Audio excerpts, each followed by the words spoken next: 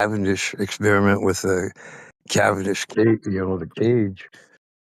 Talking about electricity again. Never get out of it. Every time they do something, they'll be doing it with electricity. Just about guaranteed. Light. You ask them to give you a gas.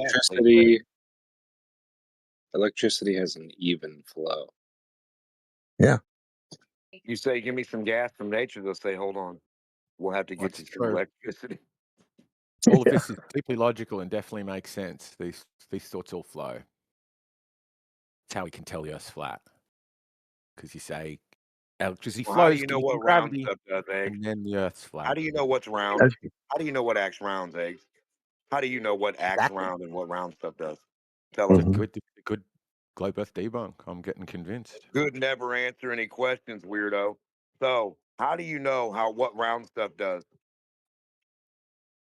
Yeah. How do you know anything about round stuff? Mr. Round Sun, anything round about moon, round stuff. Yeah. What do you mean? Light, round moon. of round balls, attribute of round balls, precession of balls. How do you know what balls do? How would you learn what a ball does? Tell us. How would you learn what a ball does? Yeah, you. No, you, not me. I know what balls do. I'm not afraid to touch balls and spin them around and see they don't do what you claim. Now, how do you learn what balls do? Yeah, explain how that moon floats up above my head like that. Big ball floating up there in the sky. Nothing, just keeping it up there. Just I would float. say it is suspended in a electromagnetic quantum ether field that is rotating around us, matching a diurnal cycle, and it is because it's doing that we know that we're on a flat Earth. How's that for an answer? That's terrible. Absolutely fucking terrible. Crazy. No, it's terrible. What's your answer? Do you have an answer for the ball moon? I would never in a million years look up there and think the moon is a ball. Like, I look up there and I think the moon is a ball. How could you even think that way? It's like, it looks like a ball, but it's an etheric, holographic. Holographic, maybe, yeah. Explain Trans-dimensional. holographic. Holographic would be powered from where? Down on the ground. So if that moon is holographic, like some people say, that is powered from down here. Holographic. So you can't be holographic, like you said. Either throw it out the fucking window or admit that you're saying, it's fed from the ground. If you're going to invoke holographic. Yeah. Whatever it is, it's not a sphere, right? We can tell that just by looking at it. Exactly. Trust your senses, it's not a sphere. Yeah, trust your eyeballs. No shit. Yeah. Same with the sun. You can look at the sun and it might look a little spherish, but if we properly trust our eyes, we know that our eyes sometimes trick us. No, our eyes never trick us. Never. Right, but that'd be sometimes retarded. It's a little spherish, and when the moon looks spheric, that's when our eyes are tricking us. No, I've never looked up there and thought it was a ball.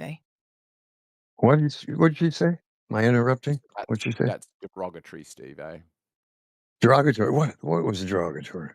Because it thought you said that'd be retarded. Oh, sorry. Yeah, I forgot I always use that word. Because it's, to me, another word they stole, right? It's called knowledge withheld, right? You understand that's if you drive a big tractor truck, 18-wheeler, they have this thing they call a retarder.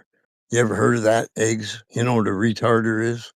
So Jake, it could be like leaded petrol's a pretty good retarder. No, so you don't know what one is. See, you never drove truck before. So that's why you guys are a little slow. You're a little slow on exhaust braking, aren't you? Yeah, exhaust brake. Yeah, jig brake. Yeah. So retarder. All these different names. Isn't it crazy how language works? Plus, you know how to fucking drive a truck now. Yeah, I've got a truck license. Got it like six, maybe a year ago, 6 months ago, something like. CDL. We don't have CDLs in Australia. It's a. You can drive an 18-wheeler. No, that's articulated. So we've got medium rigid and heavy rigid, and I've got a heavy rigid which is up to up to 12 tons with 2 rear axles, and then it is then you go to heavy articulated, which is the semi-trailer where the thing can articulate, move differently. I don't have license for anything. Everybody gets that. That. Yeah, I'm on my phone. I'm not on my computer, but I can drop them in here sometime. I would just say, look for that was one of the missions I was out for when I discovered the shape of the Earth was in contention. Was, hey, let's look for the sun and the moon and how people are seeing them all over Earth. They say they should be seeing them very differently, like the 24-hour sun. Well, let's go see what that looks like. Let's go see what some of these anomalies look like. The I'm Stellanellian just not getting what eclipse, the anomaly or is whatever just else. yet. I don't know what I'd be looking for just yet. What's the anomaly that I would search for? Well, when it comes to the sun and the moon, they're like stated, right? So we have eclipses. What are eclipses, right? Where do they happen? Like, where should they happen? Why? What is this path of totality? What does that mean? Why is it so short? Why isn't more people seeing this? I'm not getting that. This sounds like a sort of. Could you pick? Because they all sound. Each one sounds interesting, but like if you just sort of go this, it's.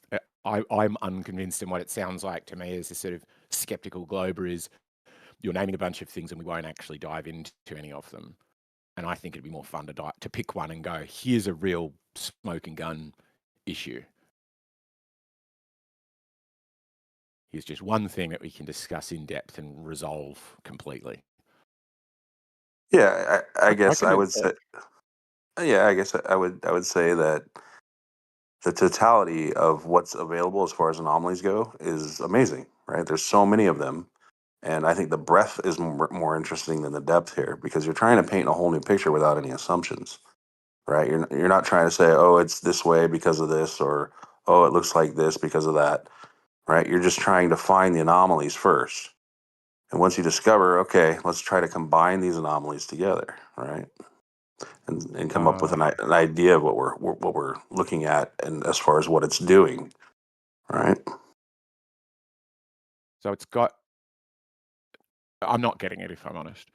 So it's you've got no presuppositions. You're saying I don't. For starters, like step one is getting me. So I'm struggling to get to step two. Step one, I would just go, no, that's not possible. For a human to not have presuppositions, a human just wouldn't be functional enough to get to the point where they could say what shape is the Earth, because they must have presuppositions that the Earth exists, that they could test it, that the sun exists, that they could test it, that the tests for it are valid. There are a million assumptions one would need to make before they could even ask that question, at least in my worldview. So how does one start with no presuppositions? Okay, well, so the presupposition is the Earth is a globe, and above us are rocks in the sky and exploding gas balls, right? That's one presupposition. But I'm saying if you're getting rid of all that is the presuppositions, but that is the presupposition we're working with. So square one would be to question the premise, meaning, are these things really rocks in the sky? Right? Am I looking at a rock when I'm looking up at the moon? Is that what it is? So that would rid be of what. one presupposition, but I'm asking, how do you then get rid of all of them? Because you still got to go, the moon's there, right? That's a presupposition. Right? Okay, When I look at the moon, I'm looking at something that somebody else can also see is a presupposition. So we can't get rid of that. We can't be functional as human. So then I don't know why you questioned what my presupposition is, because I'm observing a natural phenomena. We're talking about the sun, moon, and the stars. That is the presupposition, right? Okay, so we do have some presuppositions. Yeah, we're observing something. Now we're trying to figure out what it is, right? Okay. And what would you do to figure out what it is? Well, I'd make the observations. Right. I'd say, okay, does this rule out a solid object for the moon? The nature of the moon. Is the moon solid? How did we prove the moon is solid? What was done to prove that? Sure. So so we've thrown out all those presuppositions, the radar bounces, the moon landings, and even potentially previous observations. Then what do we do? Make the observations. All right. Well, how do we do that? Just looking with our eyeballs, or we go back to telescopes and radar bounces and stuff? Okay, well, some of the first things you would question is, what are the moon phases? What am I looking at here when the moon is going through its phases? Right? Okay. Am I seeing? Am I seeing through the moon? Are these depictions on flags and stuff with a crescent moon and a star being seen through them actual? Yeah. Is the Do you moon think that? transparent? Am I seeing the blue sky through the moon during the day? Right. Sure. And what do you think to that? I think the observations tell you it is transparent. It cannot be a Wow. solid I've done job. that same observation, So and I'm super convinced it's not. I can see the dark side of the moon during a crescent moon. I can still see the dark part of the moon pretty easily. Is this an open chat, or are you guys doing a one-on-one? Absolutely. Yeah, no. So I mean, I just want to get in real quick because a lot of people point to Rayleigh scattering as a solution for like why the light changes color at distance and whatnot, and I do think that might be.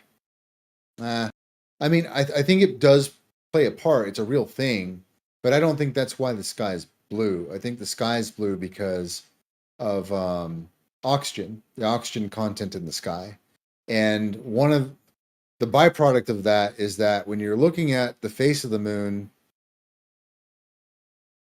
you're also looking at it through a dense layer, or or I guess I don't know, column or row. I don't know what would be 45 degrees or something in the sky. I'm not sure what you'd call that in Excel, but whatever that is, a big chunk of air, right? And then so then the blue is going to be cast upon the face of the moon. That comes from the oxygen in the air. So that's my take on it. So it gives it this like transparent, kind of like behind a pane of glass kind of quality to it. Yeah. I mean, for me, if you look at it on a clear sky, like you're far enough from a city and you look at it from a clear sky, and you just look to the dark part of the moon, for me, I can see it with my bare eyeballs, as well as seeing that it blocks out stars behind. I can still see it. It's not.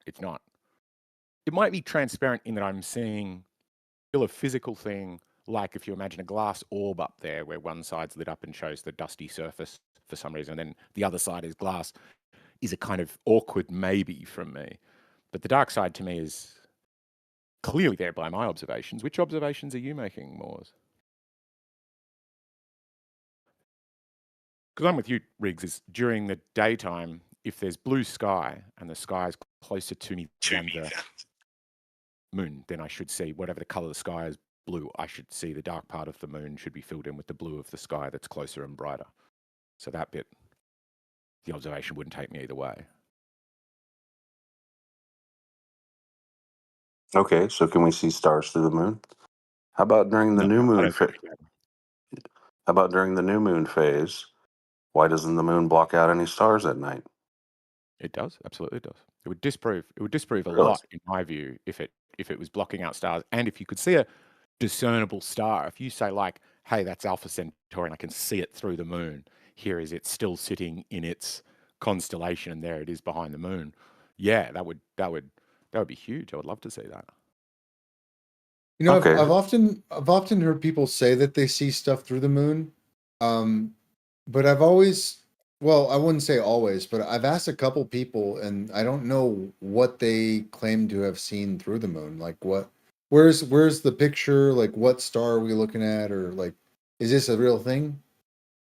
I've seen the images before where it got claimed, and last time it was like somebody's got this super shitty handycam that doesn't appear very well set up on a tripod, and it's waggling near where the moon is, and there's clearly crap on the lens that's catching the light, is what it looks like to me. Okay, well that sounds like poisoning the well. I was kind of asking Themorz what because he believes. Well, it seems like he appeals to this, so I want to know what he's like. If do you have a picture or something, or what you got? Yeah, you're So right. apparently, astronomers have recorded it throughout history. My guess is Venus is what they're seeing. But as far as that particular observation goes, no, I haven't seen a star through the moon. However, during new moon phases, that should be during the night, no stars get blocked out. We know the path of the moon. We know where it should be, but that's not the case. You don't ever see a hole in the star pattern in the sky during a new moon phase. Never been observed. I think that's observed every single That's time. So why don't we do? You can go why take a don't we- picture of it. when it's supposed to happen next. We're Well, at half moon. what I'm hoping is now. that we can test this as an idea right now. Well, that's the whole idea. Is I think everybody can test this for themselves. They don't have to believe me or you. This is something you can go out and look. Hey, But look, there's a dark spot in the night sky tonight. Well, that's where the moon is. Or no, there's no dark spot where the moon is. is it the same at a half moon? Just because I'm thinking we can Google this right now and find videos. But if we say, I just want to know, is your claim that is only the case during a new moon, or that is half true and a half moon and a quarter true and a quarter moon kind of deal? What Whenever are you it's guys black, saying? New moon is completely invisible. We that's what can't he's see saying. it. Yeah, it doesn't block out stars behind it. That's interesting. I've been looking into that this past week Well, too. the eclipse is a new moon, and they don't see the moon before or after the eclipse. They just see the eclipsing. Well, so Right. if you've got poor filtering, then that's true. But if you get the right light, you absolutely can see the moon. There's like last eclipse, somebody took a photo of it. Somebody in here took a photo and gave us one that You know what I shows. think, bro? I think that that whole atmosphere thing, like I said earlier, I had this feeling that it was actually just so far behind. It was behind so much atmosphere at that point that it was actually, it just was just opaque. It was just, gone. Hey, Eggshells, do you have you said if you have good filtering, you could see it approaching. Can you link that? That'd be really cool. That would disprove a lot of the claims I've heard. Sure. Do you have a So, picture of it or anything? Yeah. I didn't So mean when I try to to find a steal your shit, picture, Themorz. I'm sorry. my bad. Nah, man. But It's Discord. It's not meant for one person. when I'm Googling and I'm trying to find a picture of the new moon, like completely new, I can't find an actual photo of it completely new. All right, there's But always here's- that sliver, and then you can see. right, and that's a bit of an issue. Is that you're like to get a properly new moon, you would technically have to get 100% dead on with your eye on the moon, and that's going to be kind of difficult. But this is what I see when I'll just start with that one that I'll put in the chat. That's what I see when I see the moon, the dark part of the moon. Not as brightly as that, but my naked eyes, I can clearly see that it's just not The lit up. blemishes and stuff. Yeah. Yeah. There's sort of stuff to its surface, but that's going to be CGI. I'll even go further and say to me, it looks like a floating sphere. I mean, it appears that way to me. I don't know. Like there's enough like lighting and everything. Like to me, yeah, I would be comfortable saying it's probably some kind of floating sphere or whatever. But that's just me. A lot of people don't agree. You think it's dusty rocks, or could it be something else? I don't know. I think it's tough to say. I don't want to say too much because then it's like I'd be assuming things. To me, it appears solid, and I think there could be some sort of aspect to it that allows it to project light, almost like actually Tayler has some rocks in her collection, and some of them they have this quality where they absorb the light and they glow a little bit. So maybe the moon has something like that to some extent, where the lit portion of the moon is able to actually re-emit some of that energy. Isn't there a crystal called like selenium or celestite? And it's celestite? funny, it's called celestite. It's literally moon light. That's the name of it. Right. That's fun. Yeah, I could see it being a crystal, some sort of crystal. Go ahead. Yeah, let me grab I'll just Google it real quick.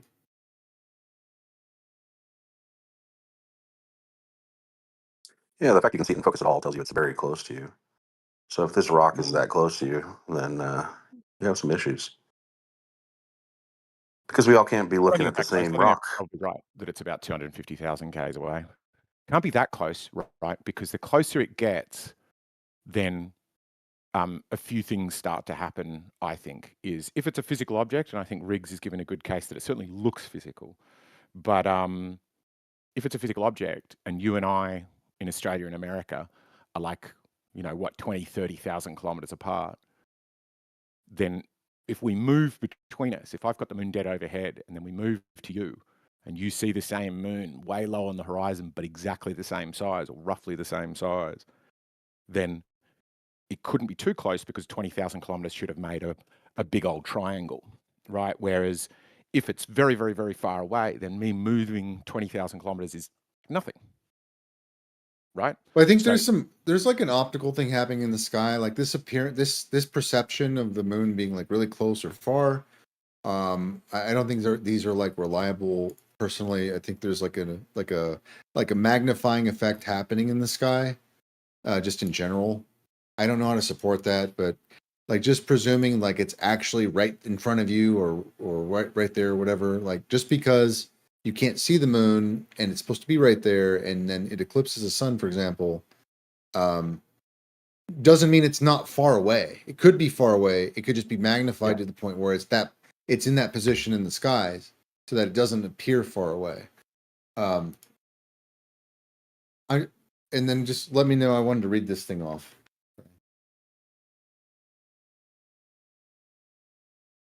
Okay. So celestite is also known as celestine, is a phosphorescent mineral, meaning it continues to glow for a period of time after the source of UV is removed. Oh, that's fun.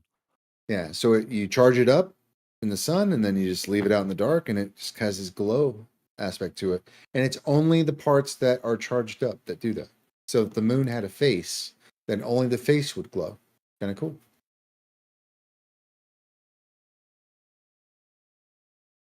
So yeah, this magnification effect is kind of interesting when you look into the effect of the supermoon, right?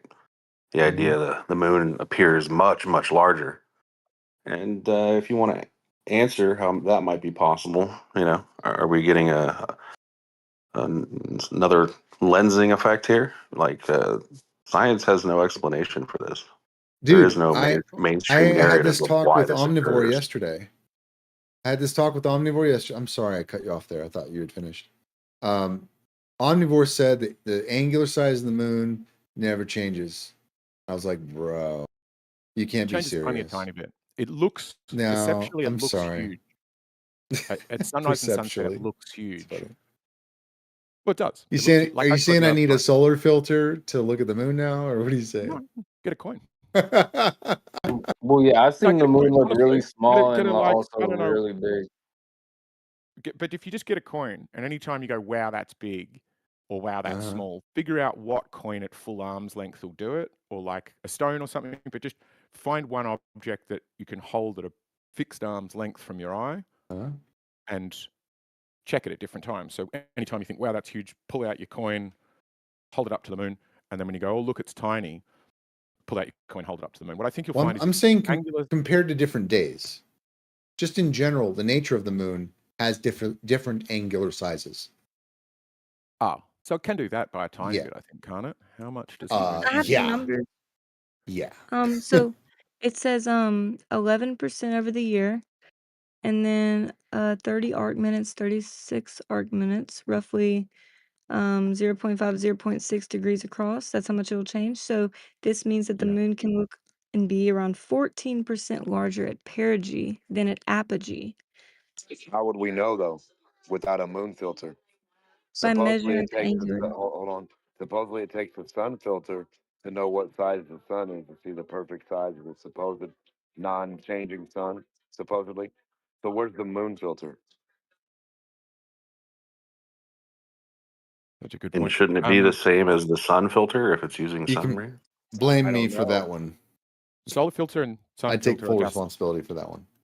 names for a thing that cuts out light. So you can use them on anything. It's just like a welder's glass. It just reduces the overall light going in, and that means you very bright things don't blow out your eyes, and dark things are invisible. It's not a Almost special 50, sun So, filter. so is the moon that big or not? Like, how big is the moon? How do we know? Looks pretty big. Looks like about as big as America or Australia, side to No, how side. do you know? How do you know if it gets bigger and littler? How do you know the actual size of it?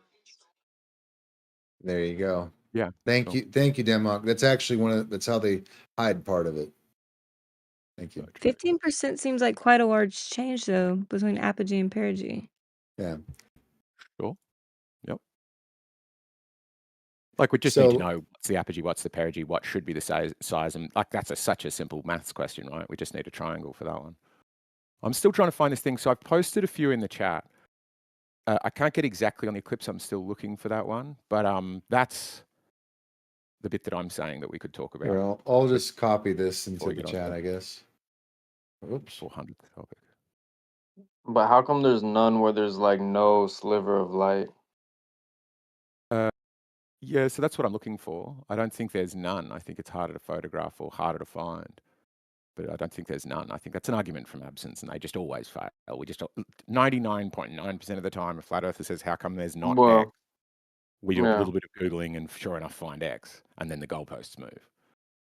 well, So that's what I I'm think, looking for. So oh, good, okay, that's all I was going to say. If we both Isn't that look the for it, definition of new moon, though?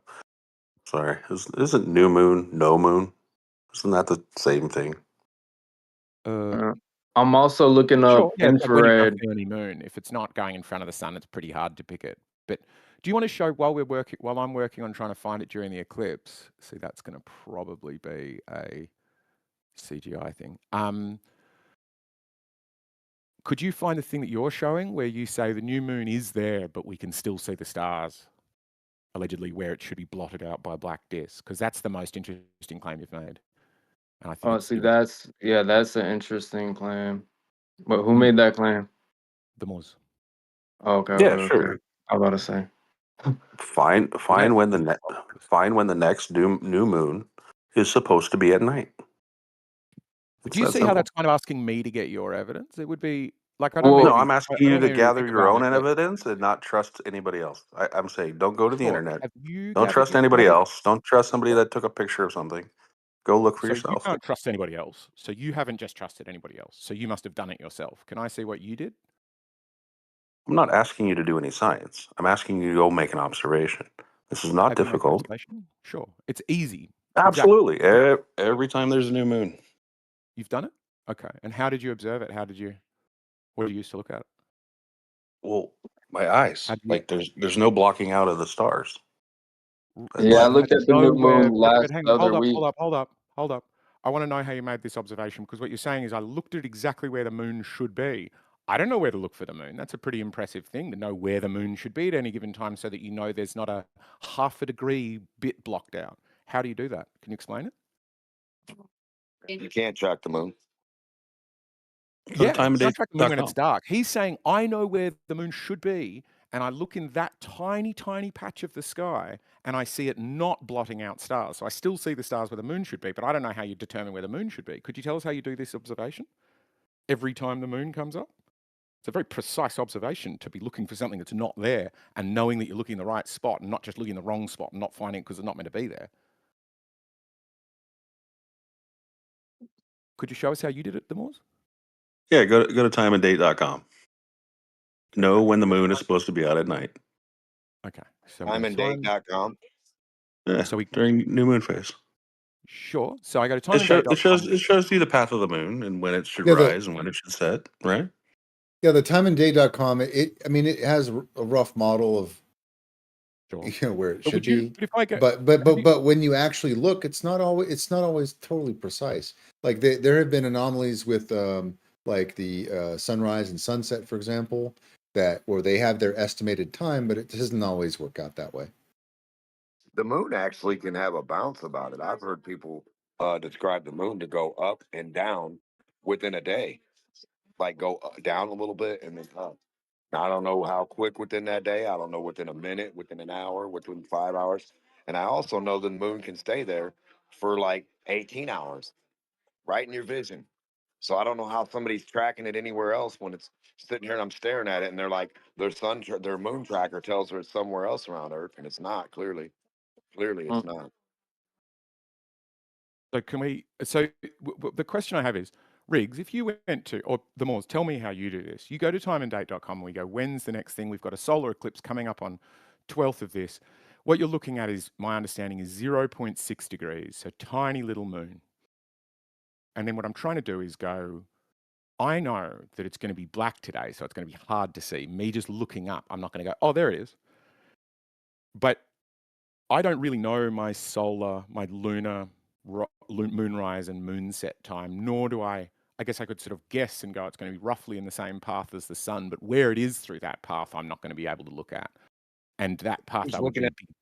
big Well, who wide can track it estimate for below me. 0 degrees, below sea Yeah. level? So the question I'm asking Themorz is, how do you, when you do this observation regularly, precisely it seems, how do you know you're looking at the right patch of sky? After you go to sun, so we've now found the next eclipse, and you're going to be looking for where the moon isn't, right? Or sorry, where the moon is or should be. How do you know where to look in the sky is my question. Look at the whole sky. Okay. And how will you So know your which claim is should that the have moon the is so moon in it? small you're not going to know where it is.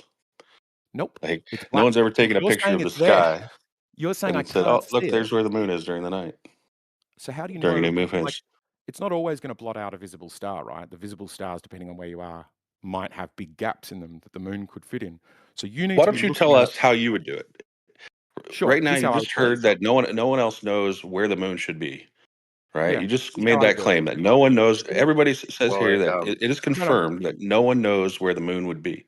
is That's it not all? what I Don't you have a said. problem Is I right it said, there? I also asked If it's a you. rock in the sky Hey, doing what hey, it's guys, doing, hey, Demok, please don't That's another confirmation. nobody talk over. Look, Themorz, look, we just listened to Eggshells for like 2 minutes, talk about a bunch of stuff.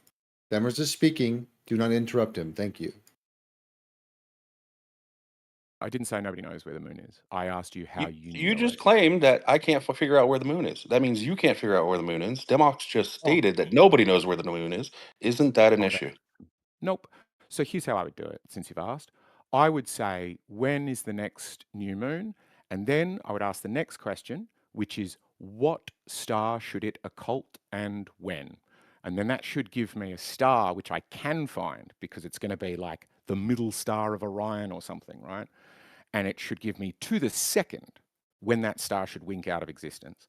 And I would say, here is me setting up my camera before that happens. Here is me on the new moon, and ping, it went straight through, and pong, it didn't occult that star. And that's how I'd prove it. So you know Because it's by then a I know in star. angular space where it's meant to be in the sky. Plus, I'm testing the globe model, which claims occultations happen at a predictable rate because we can't see stars through the moon. Let's do it right now. What about when the moon's There you go. invisible to your sight?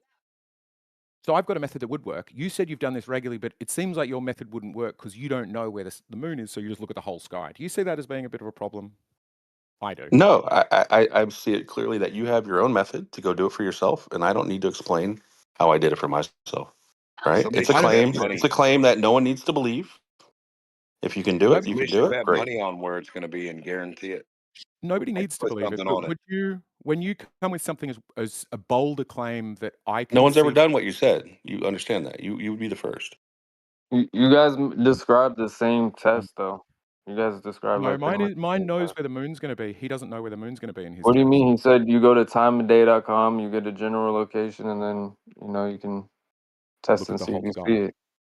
He said, look at the whole sky. So he's not going, this star should be occulted at this time, and it isn't. He's just going, I look at the whole sky and I don't tend to see it's occulting stars where it's meant to. But what was the Oh. point to go for timeandday.com and get the position of the moon? Because I thought that was that step right there, where he's getting the position of the moon where it should be, and then check across the whole sky. Do we see it in the whole sky? No. Do we see it where it's supposed to be? No. Okay, right. Sure. You don't see it, You he guys are doesn't see it, describing but the neither same of thing. you have looked very well, right? You've used a bad method and gone, wow, I didn't find it by not looking. We described the same thing. Determine where the moon should be and go see if you see it, right? You guys are describing the same test. Right. But you've done as much of this testing as I have as he has, which is zero, right? He's claiming my method is I know where the moon should be and I see it not occult stars. And I go, how do you know where it is? And he goes, I don't. Great test, bro. What? Is that I'm not was claiming that it's your a test. test scores? I'm not claiming I've done this test. I'm not saying, hey, I've done it and I know that it does it. I say I've seen the dark side of the moon. I've put the photos in the chat. That's what I see. Doesn't mean I said I know this thing about star occultation. It's his claim. Remember? I'm trying to help him prove his claim and I'm failing. I'm sorry for that. Yeah, but well, from what I heard, you guys described the same method functionally, right? Determine where the No, moon's supposed to be and go check if you see it. You he said the doesn't same determine where the moon's exact thing. supposed to be.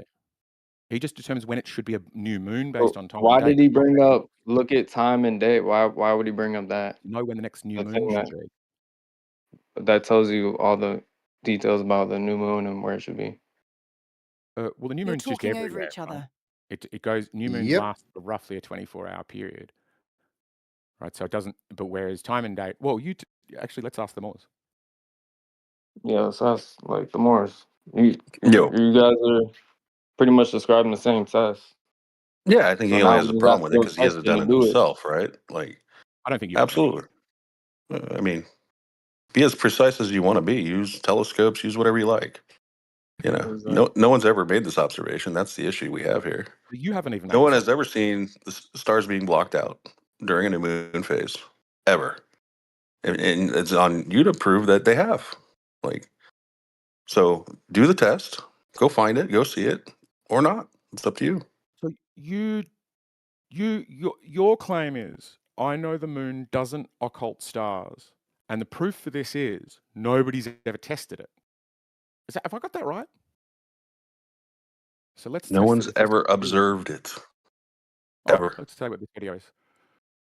So it might not be a new moon. I haven't looked through it yet. It just says moon occults Aldebaran.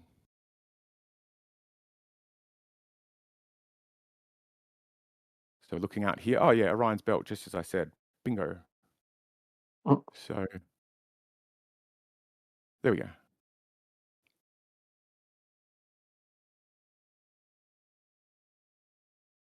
Was he just doing it in? Oh no, he's doing. I would say we do see things at night that do blink stars, like, balloons or airplanes or things in the sky that you can't really resolve, right? We know there's stuff in the sky that can blink something.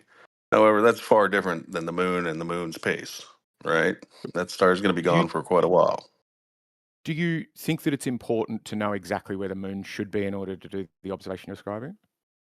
Absolutely. How can you do it? Yes, obviously. Okay. So how do you pick where it's going to be? We already walk through that, right? You can pick any however method you like. I look at the whole Demox sky and says say, well, Demox says there is no way to know where the position of the moon should be. It is doing too many wanky things. And that's a whole different interesting type of research that should be looked into, right? Because if it's doing all these wanky things and we can't know the path of the moon for whatever reason, it's a big issue with the globe model. Because they, well, they have because it down to the distance, the speed. This thing's tidally locked. Like, we got a lot of issues if that starts happening where we can't know where the yeah, moon it's is. not true, but it's not an answer to the question. How do you know where the moon is? Was my question, and your answer to it seemed to be, yeah, it would be crazy if none of us knew where the moon is. Does that mean you don't know where the moon is, or you do know where the moon is? Here's your method. Or are you saying it does so many Obviously, wild things? obviously, if I can't see it blocking out stars, I don't know where it is. That's the issue, right? Because it disappears. It's like it's turned off, right? So So, that's a big issue if I don't know where the moon it is, is. and I don't because it's not where it should be So how do you know where it should be? because of what the globe model Timeanddate.com. predicts. Timeanddate.com. Timandate.com. There you go. Timandate.com. I don't think It's gives. rather What, accurate for any location on Earth. The right. What do sun, you get out of moon timandate.com? positions, the positions of the Where do you, sun and the moon. Like, it's. Have you ever used the site? Go look at it. I use Stellarium for that, so I haven't. Yeah. So here we are. Here, tell me where to click. Are you watching my screen? I'm at timandate.com. I'll zoom in a bit so it's a bit easier to read. Where do I click to find where in the sky I look for the moon when it's calendar? Is it? I guess calendar, and I can go to the 17th, which is a February 17th, right? No, that's not it. Tell me where I go. Where do you go on when you go on timandate.com to find where to look for the moon? Where do you go?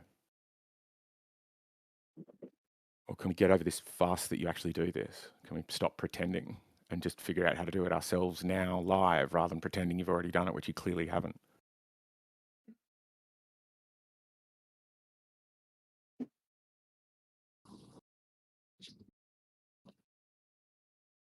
Why would I engage with that?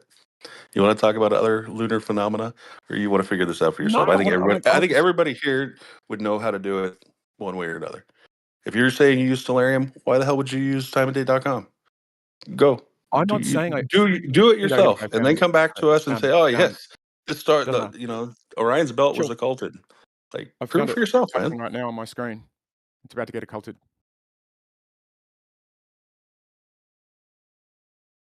New moon phase. How did you forget that already? Yeah, I'm saying where in the sky, not when. So here we go. This is in occultation. Wow, look at its setting there. And it doesn't look like a moon lit up to me. Like it looks like Earthshine to me. There we go. Done. So December 7th, 2015. So all we need to do is check if that's a new moon. December 7, 2015.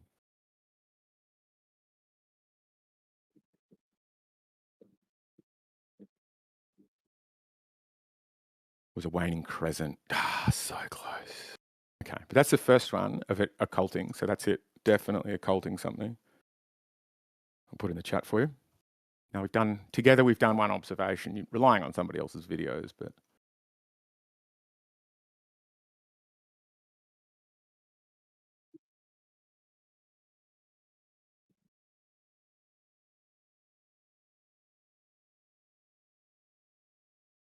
Let's start the clock. See how good your research is.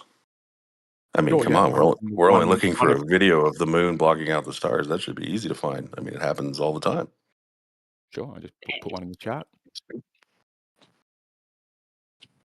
With all these astronomers out there, you figure one of these guys with a telescope would have seen it happen, like on the regular. Sure, yeah. I'm putting a second one in the chat right now. Dark side of the moon occulting a star.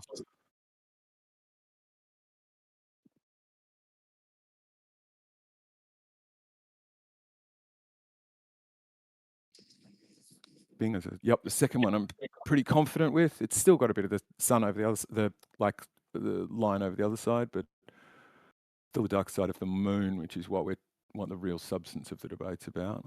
I'll see if I can find one. It's a perfect new moon. But like I said, it's going to be difficult. Let's see if we find a third one now. Of this deep research you've definitely done.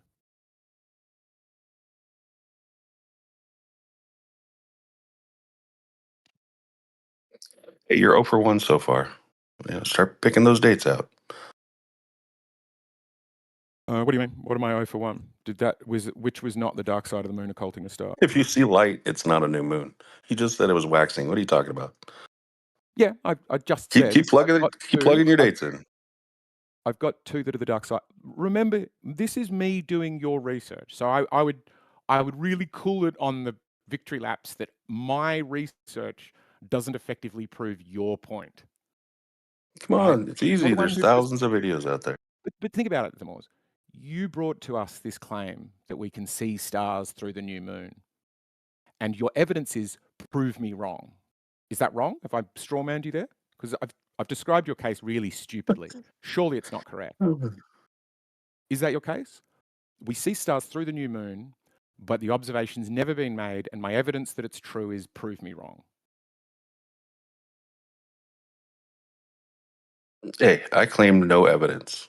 I did not claim That's my point. any evidence whatsoever. You're putting this That's my evidence point. You thing made on this me. wild Where claim, and you've got no hey, evidence. it's not something you need evidence of, right? You It's can do not it something you need yourself. evidence for.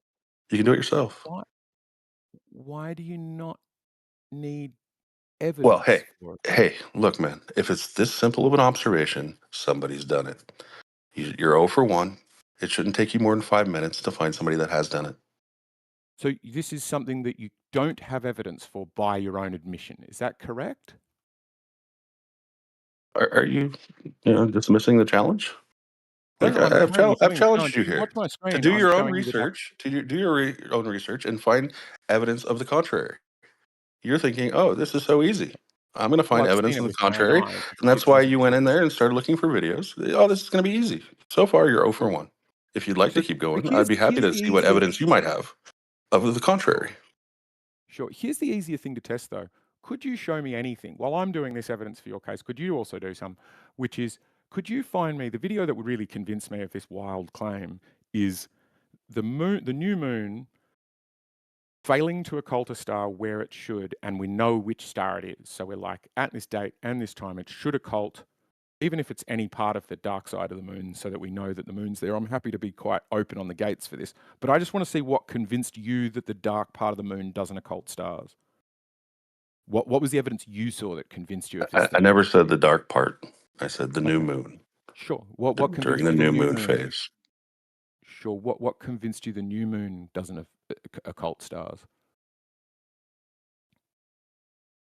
What convinced you it did? You want me to prove a negative? He's been It's saying the negative. lack of evidence of that claim. Lack of evidence so I haven't seen the new moon occult stars, therefore it doesn't occult stars. Is that Yeah, it? like you're struggling to find a video of it right now. Like, So because a guy I just met today can't find a video of it, I'm convinced it doesn't happen. Is that really the logic right now? we're convinced there's no videos of it happening, right? So We're convinced that's there's no just video. kind of How what we're many videos have you saw discussing. We're tonight? just kind of, Sure. expanding on that idea. I don't have a super huge dog in this fight, so I'm happy to look for the videos now. But my question is your epistemology right now that you're telling me it is, this other guy I'm talking to can't find evidence to the contrary? Is that it? That's your Well, you're reason? asking him how he came to his belief, right? And Yes or no question. when we Is that your look to epistemology, or find do you just video want to vouch? evidence supporting that claim, there's no evidence of it. So we're just like, there's not a lot of evidence here, right? So there's difficulty with it, as I said, right? The new moon is, the chance that you're catching a sliver of the moon is incredibly high, because there is only, in a strict mathematical sense, there is only one point at which it is completely dark, right? I've made that point. Nobody's rebutted it. It's the nature of a sphere, correct? It's completely dark. There is I'm only... also, I'm looking up infrared images of a new moon. I'm struggling to find those as well. Sure, I will not doubt that you struggle to find things. It's not in contention, I don't think. It's in fact, that's most of my case.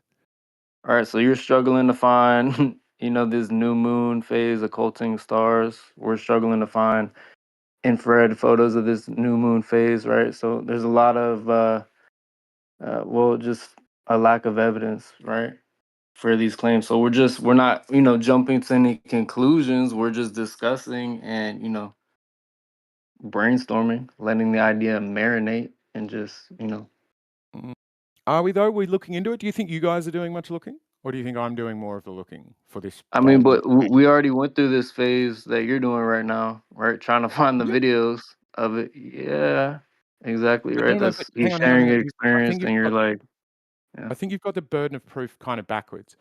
You shouldn't be looking for what I'm looking for.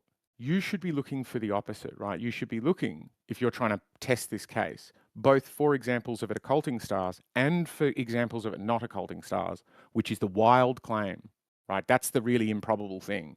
Because I'm saying, with my own eyeballs, I've seen the dark side of the moon. I've seen it occult stuff.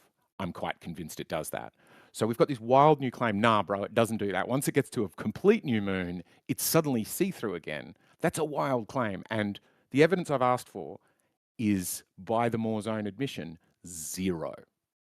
And the reasoning is... that's the problem there. No, let me finish. That's the whole Your reasoning problem. is, you can't prove me wrong. Eggshells can't prove me Aren't wrong. you just This telling wild people what they claim is think true. right now, buddy?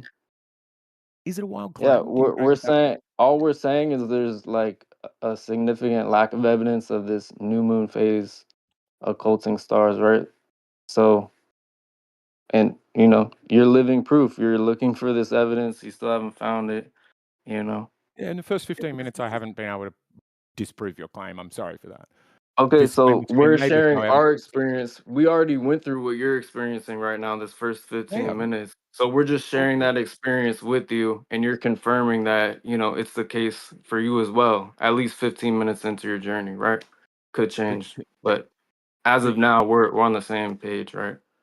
No, I don't think so. There's just Well, yeah, not. we absolutely came to an agreement on what we should do to prove or disprove this, right? One of us is doing So it. as long as you can, do this yourself, you don't have to listen to any of us. Like, Can you do some of it though? Could you show me the thing that that would convince me of this No, instantly? I cannot show you the lack of evidence or the the overwhelming evidence. No. Hang Yes, on. sir. You're Why? So hang like, on, hang on. Why is there a lack of evidence of the new moon failing to occult stars? That should be everywhere. well, Well, then yeah, why I are you thought the I struggling to thought the find Filmable, people it? filmable with somebody with a I thought the P900. with all the astronomers these days, like everybody having a telescope, that I would have seen this anomaly at least once by now, right? Like, It I would have was, just come across the why? desk. Why wouldn't it? Why wouldn't it be everywhere? Why, why wouldn't have You're I somebody see acting the like emailed it you're to you? not astronomers taking currently pictures of this, struggling right? to find it. Yep, somebody should email it to you. You're acting like you're currently not like struggling to produce any evidence of this new moon phase occulting a star, right? So we're I've going through already the same experience. We're looking for it. sure. We're telling you we did a cursory searches. We didn't find any, right? Yeah, You've done a cursory search. You can't find any. I think So we're on the same the page. issue might be a little bit that Themorz is kind of here to chill, and you're trying to force a debate when he's not trying to debate you. Really, I think that could be also the vibe. Yeah, I mean, we were Yeah, I'm talking just about the getting. nature of the moon. Yeah. He's just sharing what he's like been experiencing lately, and what he looked up or whatever looked into, and then as you're trying to have like a debate with him about it, or he's just telling you what he's looked up. He's looked up. Is there evidence of this new moon phase occulting stars? He hasn't found any. I've looked up the same thing. I haven't found any. Right, Yeah. and So you just there is looked a up reason and for you've it that experienced the same thing. I hadn't fully appreciated yet. But it absolutely makes sense once you read it. But I guess you guys have done this research, right? So you've already read this explanation, and it would make sense. And you go, "Oh yeah, of course." That's why it's kind of difficult. Me personally, like I said, I just started Do you want? exploring this topic like last week. I just kind of got a little interested. I haven't done a deep dive or anything like that. No. So I thought you'd done this first 15 minutes and then gone beyond that. Yeah, I've done 15 minutes. I've looked at the sky, you know, when it's at that sliver phase. I've looked at the moon when it's in that sliver phase, and then where it should have been, for the new moon phase, and it's like completely invisible. But I didn't do any empirical tests, or I just dipped my toes in the water. So I'm just exploring the topic right now with Yeah, you. some of the greatest photographs of the sky at night are during the new moon phase when it's not in the sky, right? I mean, I remember being out in the Taylor, is middle that of true? Utah and seeing the night sky without the moon in it, and it's just fantastic. It's fabulous. So there's Sure. tons of photographs during this time period that you can go through, look for it. Yeah. So there's a bit of an issue with it. I'll just wait till we get there, though, and you can ask me the moment you're curious enough to ask me. I'll tell you what the issue is. Why it's hard to find.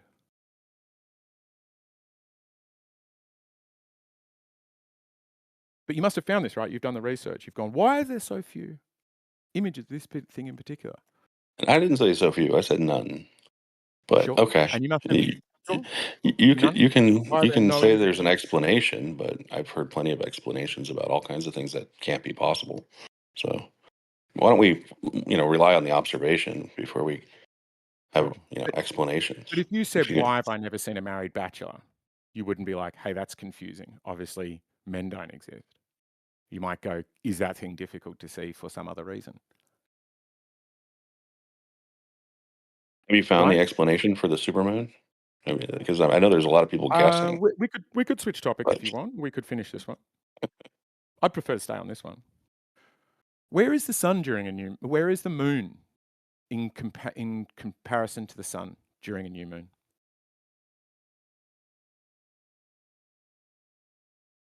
When does a solar eclipse occur? so you think the only time we have a new moon is during daytime? Is that what you're thinking? That could be part of it, right? If it's generally hard Could to be. see a new Okay. moon So you're because claiming that new moon phases only no, hey, occur hey, during the hey, hey, day. hey, easy now. We're here to chill, remember? So if what a new moon is the sun's hitting the backside of that moon, doesn't that mean that the moon is quite close angularly to us and the sun, such that the eclipse always must happen at the new moon?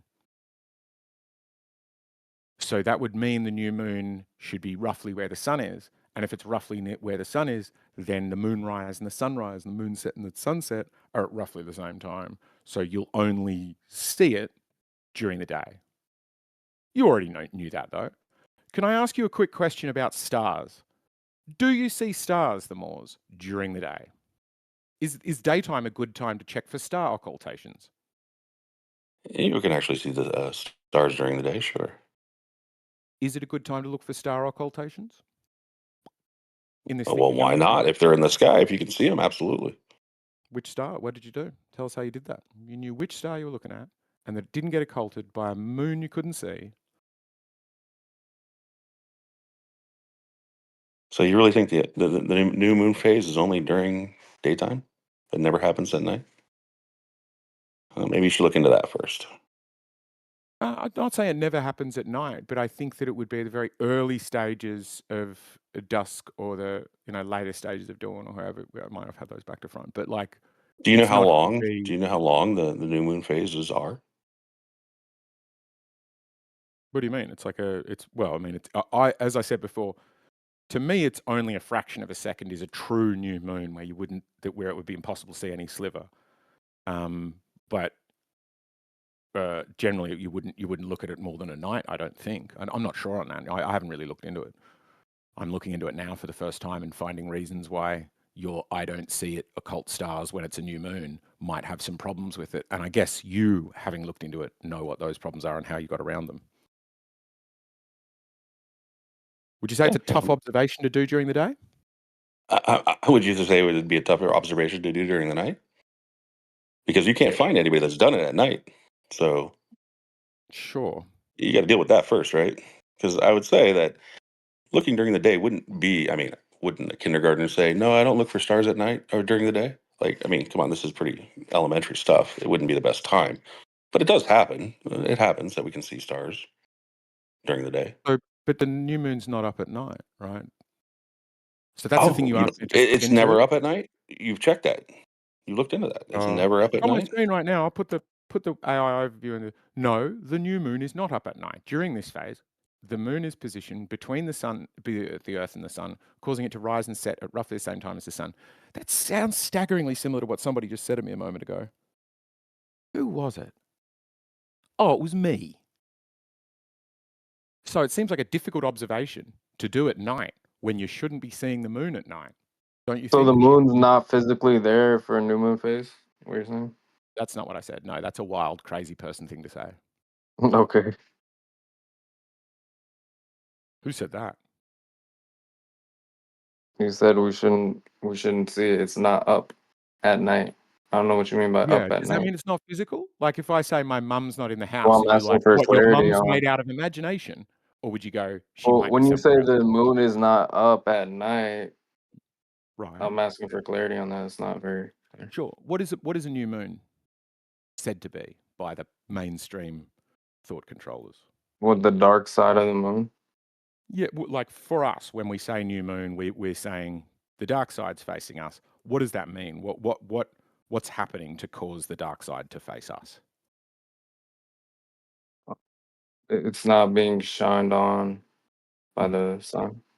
Sure. So if you imagine lining up some balls, I mean, I can even switch on a light and do it with my globe here if you want. What's the configuration they would have to be in during a new moon? Well, there wouldn't be getting shined on. So I guess in the shadow.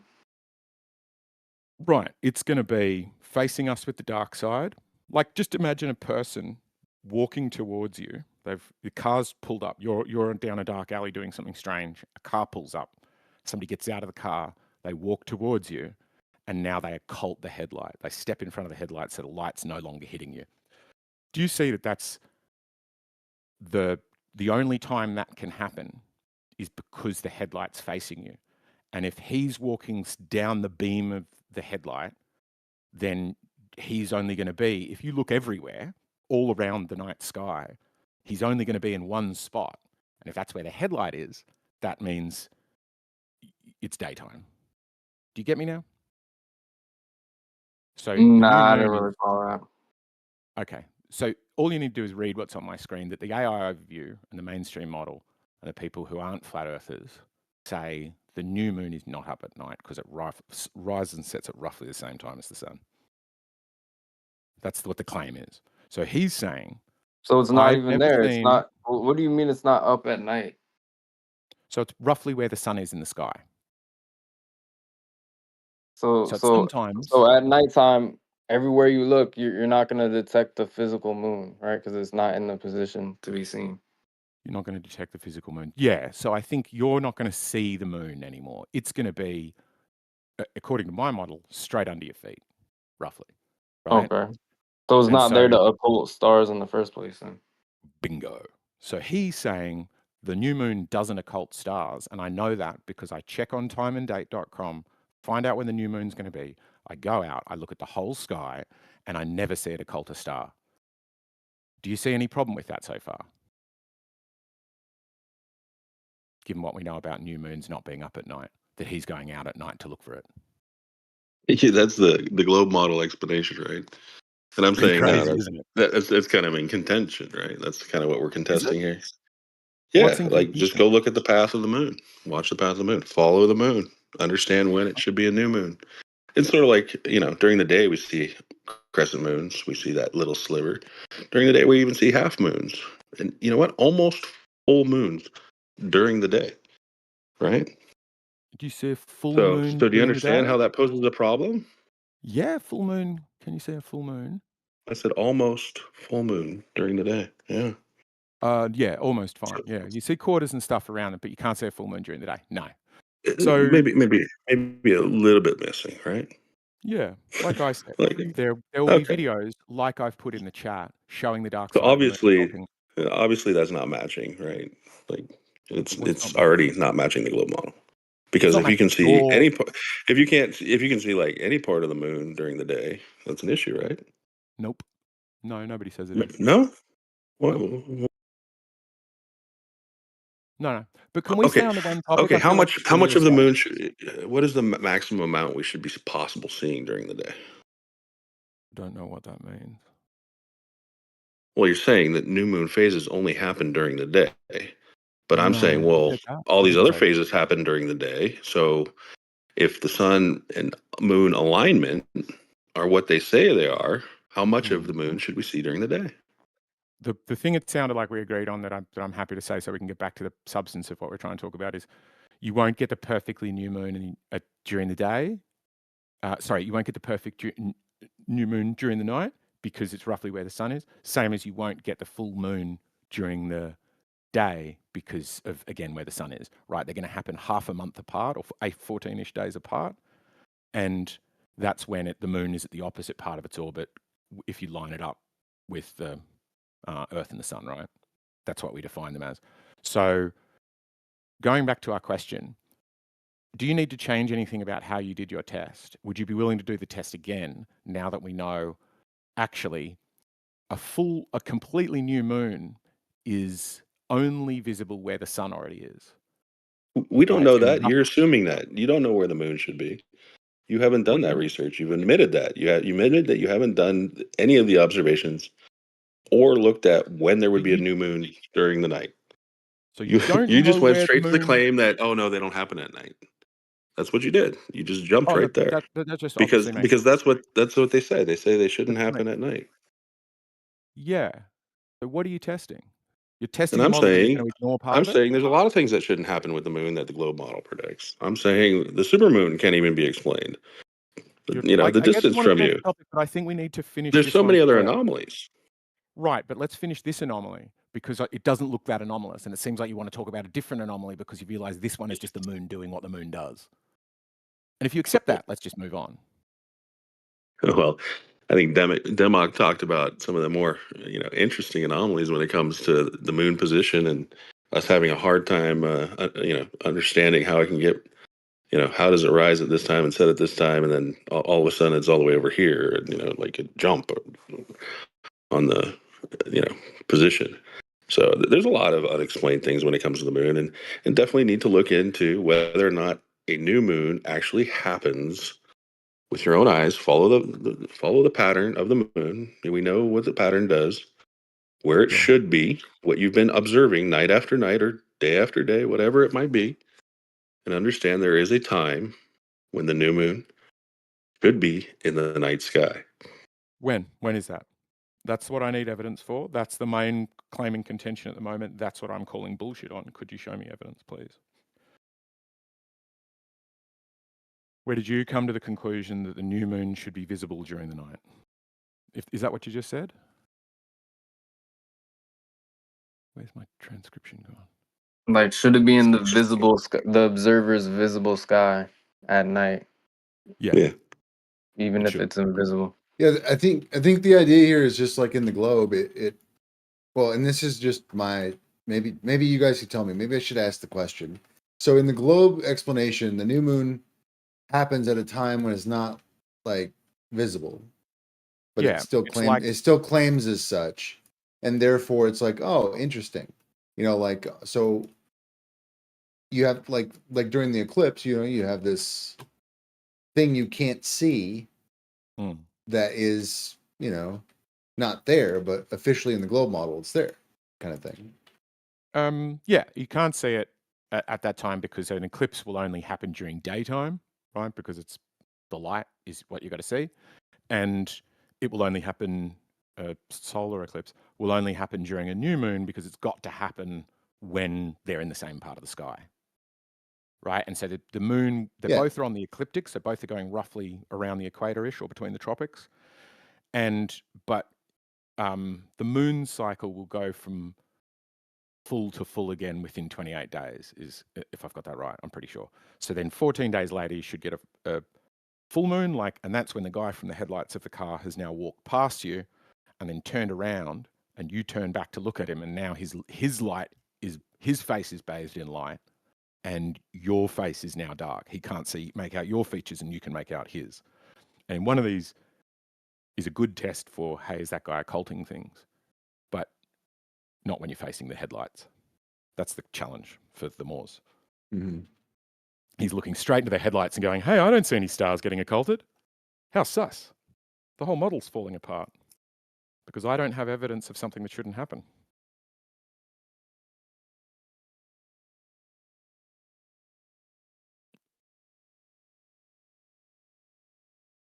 Yeah, those eclipses are interesting.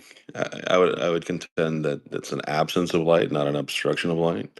And we can model that no problem, you know, put something in front of a light source and see what would happen versus, you know, slowly removing the light source's ability. That's very easy to do. And there's no way that's an obstruction of light because we know the effects of those obstructions of light. You would see Right. a But halo around the obstruction you're if the saying light it's is any easy to distance do. away. You're saying this occulting, this new test is easy to do for an eclipse, but the last test was easy to do, and it looks very much like you didn't do it because there is a immediate reason if you start Googling, why can't I find the moon occulting stars specifically only during the new moon cycle? And it says, because that's during the daytime. There's no reasonable way you could have done that easy test and not come across that information. So now with this new one, if you're going, oh, it's an easy test, I'm going to still be doubtful that you've done that test. And these aren't tests, they're observations in the first place. And I told you very specifically how you can find when the new moon phase will be at night, right? So it's up to you to go figure that out. I'm not going to sit here and go, oh, well, I have proof that new moon is at night. Like, it's already done for you. Like, I don't have to make that claim. That's not a claim I intend to make. You know, you want to debate it, that's fine. Just because that it's written somewhere that, oh, this should only happen during the day, doesn't mean that that's true. And the moon cycle's a known thing, 13-month cycle, and where it travels and is supposed to be a known thing. Like the speed at which it travels is supposed to be a known thing. These aren't points of contention. The contention is it's not matching what they're telling us it should be doing. But when we saw what they're telling us it should be doing, they're telling us it shouldn't be visible because it's daytime when the new moon's up. And you're saying it's not matching Right. what they're telling us, but then your own report Exactly. is, Because I there don't are see it. times. And your report is, I don't see it during a new moon, which is what the globe model claims. Correct? Really important point. You're saying it doesn't match what the globe claims, but your claim is, I don't see the new moon. I never see it at occult stars. That's your claim, right? And the globe model says you should never see the new moon at occult stars. Don't So you it have does a matter. ball and a little moon? Couldn't you just like show everybody like what the moon does every day around every piece of dirt, this map or sticker, the famous special sticker, like America sticker, Russia sticker, Yeah. Africa sticker? I'm just saying, longitude, latitude. You can actually take a fake little sun around a fake little earth ball, ball and ball. You're not gonna do anything different. And you could show us exactly where they're at every second with two real Mm, objects. Where's that at? such a good question. Uh, Just take a little globe with the little wire sticking out, connected to the little moon, and it would move itself accordingly.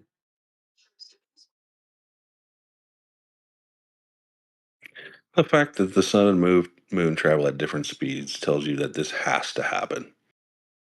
At what has to some happen? point, the new moon phase during nighttime. The fact that the sun and moon travel at different speeds. That's all you need. You want At me to? some point, this will happen. Oh, my If room you is can't so understand that echoey. logic, then you're not misunderstanding. Yeah, I Speeds. think I understand that logic. I think I could show you what's wrong with it physically if you wanted me to get out my camera and get this globe and go and hold it in front of the actual sun. I think I can show you exactly what you're getting wrong. My room's an absolute tip down here, though. It is. I look like a pig. You would be the first. You might actually get like a Nobel Prize or something. You should do that. You should model it and prove that. Yep, it's See, matching my exactly contention what is. what the globe model says. Yep. So my contention is, well, maybe I'm misunderstanding your um what you're saying, because to me, we are so clear about where the moon is that I can go to this stellarium. I don't know if you're watching my screen, and I can pick years. I think like thousands of years ago. I think I can also go to like what's the furthest distance you can go in stellarium, and how do you get there? But I've done it like gone back 1,000 years before, and it will always say, "Here is the moon," and there are almanacs and things that will give me the GP of that. This will give me the GP of that. Anytime I ask it, it'll go, "Here's the GP of the moon," and it'll tell us exactly where on Earth you would be standing at that very second to look straight vertical and see the moon. So we've got its path over ground nailed down, and where it should be in the sky nailed down. I think. I think if I took the numbers out of this and looked at that point in the sky, that right ascension and declination, it would just be there. And that's where I'd look for whether it occult stars. What's a cycle even mean? What's that even mean, a cycle?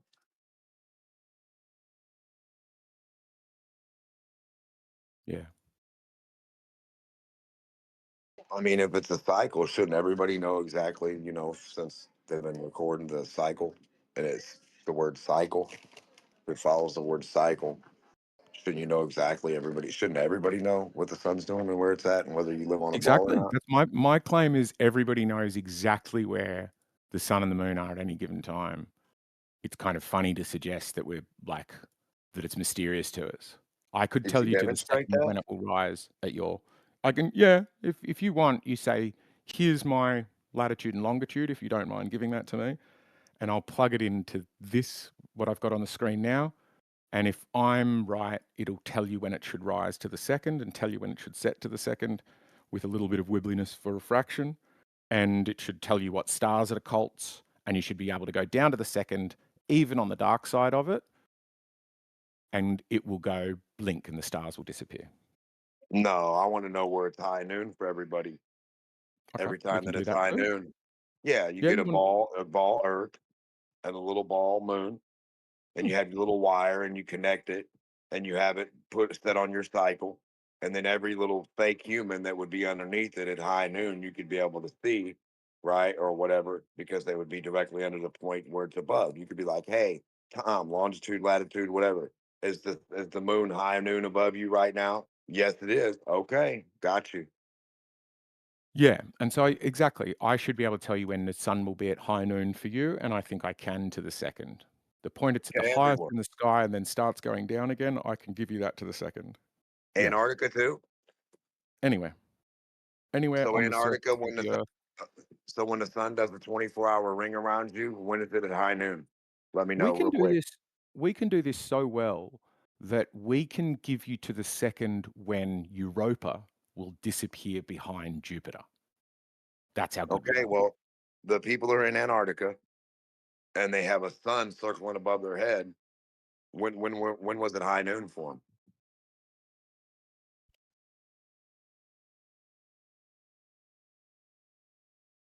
Perfect guy. When was it high I noon don't for the people that saw that filmed the sun do a circle? When was it high um, noon? oh, here we go. We've got another occultation of a nearly full moon, a nearly new moon. So is it your See? position, Themorz, so I can understand it, that you think it goes from doing this where it might occult something to it does occult it here, and then when it becomes a fully new moon, it no longer occults? I really enjoyed Demox. Like, you can't even get the position of the sun right. Like, if you really looked into timeandday.com and the positions of things, you're like, ah, no, you guys model that with space rocks. Sure. Like, But you show us where we get it wrong? never gonna happen. But you say when we look at it, we show that it doesn't work. Could you show me where it doesn't work? Could you show one of these breaks? Yeah, the non-existent model you don't have yet for Antarctica, the North Pole, and everywhere for high noon for the sun or anything else. You have a story that you can talk to us about how they demonstrate, but you can't. Let alone True. flight, let alone how a globe, moon, or a sun will go down below your feet or below sea level. I just want to wait for when they're below sea level for somebody's high noon below sea level. We'll check that out. Somebody will be able to point to it and check it out, right? Or even the extension of daytime, like the sun, being out for another 4 hours. Well, how's that possible if it can only light up half the ball at a time? So I Yeah. mean, someone else is getting dark for 4 hours. Like, what are we Yep. talking about here? Yeah, that's Like, the axial tilt how could for there? you. Summer and Well, winter. the axial tilt doesn't eliminate the equator from getting the same amount of sun if the Earth is rotating at the same speed. Like, the only way to do No this is to model. slow the rotation of the Earth. Like, it's They haven't impossible. shown that. What? They You haven't really shown don't know that that one? lab with two You don't get the balls. axial tilt? I can show No, you that show one. us. Show us. Okay. All right, hang on. Show us your model. Yeah, go get a flashlight and a tennis ball. Prove Hang on. it to How Yep. yourself. far are you going to put them? You better be a big flashlight. Flashlight's got to be a million times bigger than the tennis ball. It's got to be 93 million miles of something, or 93 million miles of something, 93 million something millimeters, inches, feet, yards. It's got to be equivalent. We can't go playing games here. And then he's going to show us how it's nighttime or daytime and how that works. He's going to fall flat on his face. He can't even start to show anything about the garbage model he claims that he knows all about. I don't think I know all about it, but the idea of axial tilt, it indeed seems strange, but once you get your head What's it around it, look like? Where's it at? You're it looks talking. like a ball on a So tilt. your tard talk is axial tilt. Do you have a demonstration? The gentleman asked you to get the flashlight, go get your ball, and demonstrate your lying ass claim. Still man your claim. Don't be a liar. So Have you yeah, not here had we enough go. sleep Here we that you go. just Yeah, believe yeah, this shit? I can You've go been up for for like you. 5 days straight, bro. No, I haven't, man. I just got 9 hours sleep. It was Come glorious. on. Come So on. here we How'd go. you sleep? Can you see me? Here we go. Can you see How me? did you sleep, bro? All right. Can you Listen, see can this? I see your Hang ball on. and your flashlight? Yeah, man. Do you have that? And don't tell me it's in your fucking room. It's got to be I'm talking. far from each Demo, other. I love you, bro. Could I talk to Themorz for a tiny bit? Can you talk to a ball and a light? That's what you need to talk to. That's what you have a Sure. problem with. Here we go. Your Here's the ability ball. to manufacture or demonstrate the claim that you make of what a ball does and Sure. how a Can I just ball talk to acts in Themorz light. though? I agree. You've nailed it. But Themorz, are you with me? Do you see how this, if it's got a flat base here, has this weird thing that it's got a off-centered tilt, right? So the whole thing has an axis that is on a diagonal from the base. And the idea of that is if the sun's coming in here, right, you're going to get the lower hemisphere is going to get more sun. But at the other side of the year, when this happens, the upper hemisphere gets more sun. So these guys have days that last forever and it's nice and warm and it doesn't cool down as much. Whereas these guys down here have their butt pointing away from the sun. So these bits are always going to be cold, but sometimes that cold bit will point towards the sun and get days long sun. And sometimes it'll point away from the sun and not get much at all, right? So that's why you can sort of see it either way around. This is an equally valid way to see the Earth according to the globe, is that Your whole Australia, balls lit up. this is how the lit Earth up. should be. Because we know the South Pole is real. The North Pole's made up. Where's the North dark Pole's part? us. Where's Terminator? Does that make sense, Moors? No, because you can't explain it on the equator. You can explain. You can partially explain on the north and the south by changing your angle and how they would get light when they wouldn't get light. But anywhere close to the equator, you cannot explain how they get longer days, more sun. The equator gets roughly equal days all the time. That's why it's called the equator. So No, it doesn't. This is No, the it equator doesn't. during Northern Hemisphere summer. And so it's still in the middle. The middle's coming past, roughly getting 12-hour days, and then flip. And sorry. So you go this way out to get to the sun, right? And So from what latitude, either way how around. far away from the equator does this work for? Because on that ball you're showing me, it works for like a majority of the ball. It's just the tops that get changed. Yeah, The exactly. middle would always Roughly have 12 equal in the hours. middle. Roughly Yeah. equal in the middle. But More that's extreme. bullshit. We all know that the summertime in Mexico and Southern California aren't 12 hours. Like in wintertime isn't 12 hours. Or nighttime isn't 12 hours. Sure. Sorry. And we can test that. We can test why that is. And it's Yeah, it doesn't happen. because Mexico is in North America. It is north of the equator. So it's going to have differentials. Whereas here, differential gets less and less and less and less and less till it's almost zero year round. And then more and more and more and more and more. And these latitudes will have to equal one another. Whereas on yours, one of these has to be small and the other one has to be big. Right? You can't have 2 points. But that explains the seasons. I hope that helps. So you don't think the Earth has to speed up and slow down. Because otherwise you've got to think that we think that the Earth speeds up and slows down. And that's a wild thing to think that other people think. Speaking of thinking strange things,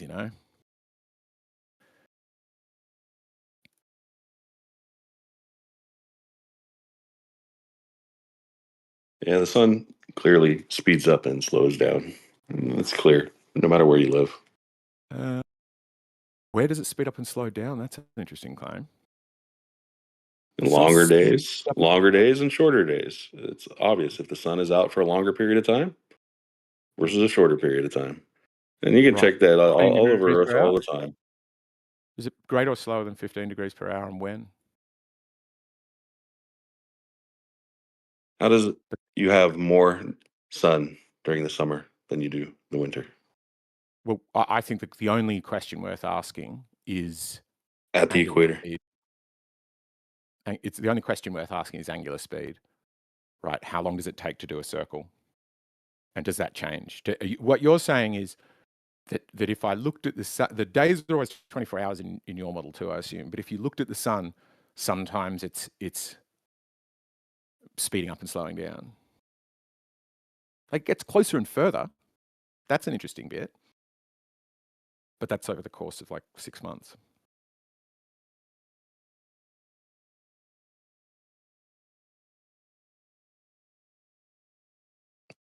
Yeah, the globe makes a lot of interesting claims. You can look at star trails, time-lapse photography of the Polaris or the Southern Void. And the stars are doing, perfect circles in 24 hours.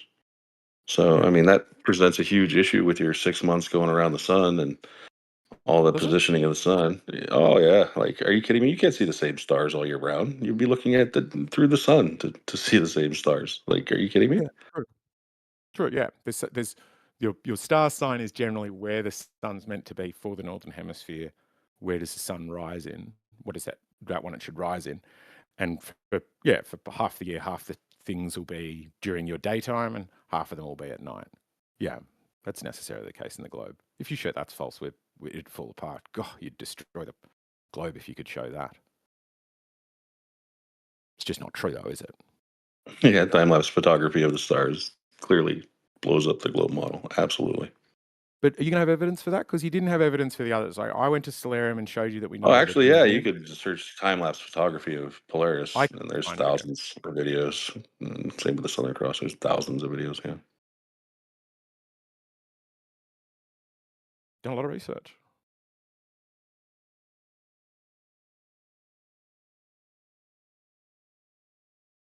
Would you doubt it? Would anything make you doubt it, do you think? Yeah, an observation I can make myself. Absolutely. Show me something other than what I'm seeing. Don't make it a model. Don't make it an idea.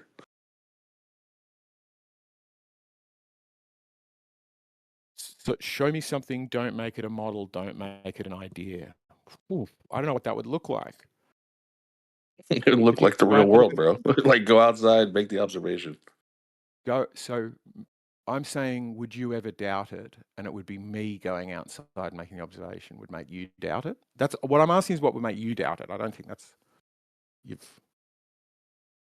Well, you would have to make the observation first, and then share it with me. Like everything I see is like reality. Like you're saying, I'm not seeing reality. No, I'm asking a question, like an open question, because I've been a bit of a dick. I've been a bit aggressive, and so I'm trying to still explore the idea, but not be so aggressive. And I'm asking, like, what would make you doubt it? Like, what would make me doubt the globe would be, seeing a star, a discernible star through the moon would make me start questioning things. Finding a discrepancy in a map would make me question things. Finding that the daylight didn't match what it claimed to on a globe, or the sun and the moon were in the wrong positions would make me question it. What would make you question the flat Earth? Well, that's all about curvature, right? We're talking about the water and the ground here. So yeah, curvature.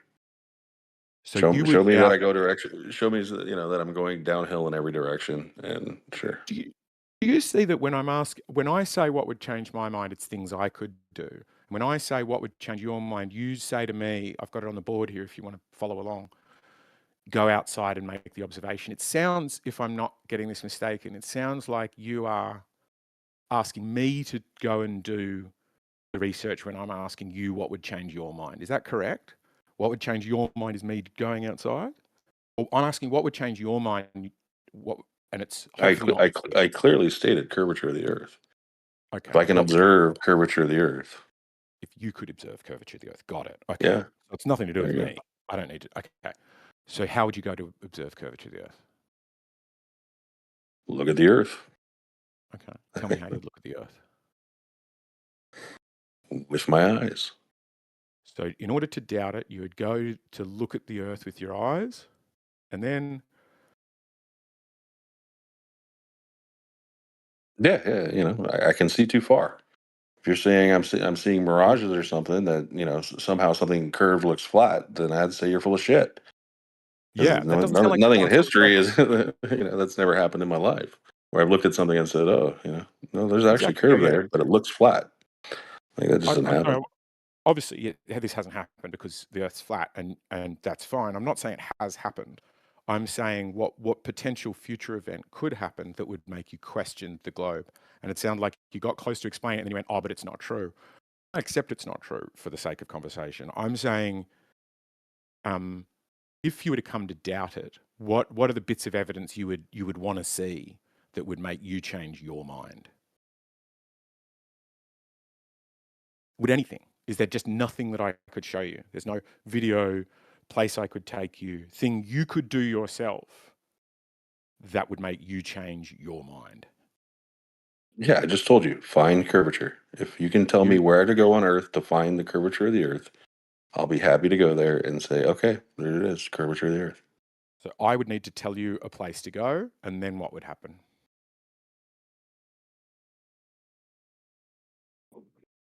He's asking for measurable curvature of Earth's surface. Right? So Not I'm so saying the visible. thing that would make you doubt the shape of the Earth and go, hey, maybe we're on a stationary plane. Hemisphere. So we're saying the thing that would most make you doubt the shape of the Earth is what? Because you're saying to me, if I've got it right, you said the thing I asked you, what would make you doubt the shape of the Earth? And you said you would have to give me somewhere on Earth that I could go to see it with my own eyes. Is that right? That's the only thing that would make you doubt whether you've got this right about the Not shape of the Earth? listening. Okay, He tell said me. measurable curvature of Earth's surface. Any measurement? You have any measurement of that? Like we want to see. We want to see. So if I showed you somebody else's measurement, that would be good enough. It sounded before like he said he's got to do it. I'm asking Themorz his epistemology for what would make him doubt the flat Earth. I'm asking because what would make me doubt the globe, like I said, is a few of the things he's said. So being able to see a star through the dark side of the moon when it's claimed to a cult, I would go, oh, that's interesting because the moon's claimed to be a big dusty rock. You can't see through big dusty rocks. Or the other thing he claimed is that we get it wrong about where we claim the moon and the sun are in the sky. And that, I think, would make me question the globe. There are many things that I could just immediately do where I just pull up timeanddate.com and go, it's not a full moon. Bang, I would start questioning the model. I wouldn't say it's false. I would just start questioning it. And I'm asking Themorz, what would make you start questioning it? Yeah, observable, measurable, testable curvature of the Earth. Okay, and what would Yeah. that look like? What would finding that look like? I'm Well, going it What would depends on how far you want to go with that idea, but they give us the measurements of the Earth, so we can first deal with that, and then we can sort of expand upon there. As far as I'm concerned, no photograph at any long distance observation has ever shown curvature of the Earth. There is no measurement of the curvature anywhere to be found. So So somebody else if you doing the measurement if you say is that there's a place on Earth I can go and see it, because I've been to a lot of places on Earth and I've looked, and and there is no curvature. You can see that's pretty what I was saying. far. Does this rely on somebody else doing the measurement or you doing the measurement? That's what I'm trying to clarify. I don't have to measure because I understand the implications of the globe at the size they say it is. And I know the distances between an island and myself, for instance, are known. I don't have to contest the distances. They're well measured, right? The I'm not asking for anything incredible here. It's not even a long distance observation. We have multitudes longer observations than are necessary to debunk the globe. Some dude So, Bedford did it. What, 200 years ago along a levee? He's like up 6 miles, here's the no question I'm curve. asking is, Like if we, this isn't a hard exercise, right? Like if you took the globe model seriously and you really believe that the Earth is 24,901 circumference, that is a very small fucking ball. I have 10 times that on my truck in mileage. Like this is ridiculous to think that we wouldn't see it. It's yeah. absurd. So just to clarify the answer, could you just clarify the answer to the question of what would make you doubt it? You said measurable, testable curvature, but I get that's just saying what would make you to think there's curvature. Oh, curvature being there. I'm saying what are the actions you could take or the evidence you would look for yourself that you like I would say I would just Google timeanddate.com. Bang. That's what I would do to become doubtful. If I found one of the problems like you've described, which I think just Google them and find them, that would make me doubt. When you say measurable, testable curvature, describe what that looks like you doing in order to doubt. Or are you saying that I don't doubt because the things that would make me doubt, I don't do? The things that would make me doubt don't exist. The observation's never been made. It's never been curvature of the Earth's never been proven. So as far as yeah, I don't need somebody to tell me. I don't. You can't look at the sky to determine the shape of the Earth in the first place. Like anything you're doing with the stars is far different than what we're talking about here. We're talking about the Earth, so you better be looking at the Earth first of all in order to determine what shape it is or if it has curvature or not. And then yes, make observations. Look for curvature. I think we all know what curvature looks like. Start there. Start there. Yeah. So what does that look like for you then doing it? You saying I've started there by looking for the curvature. What have you done to start there?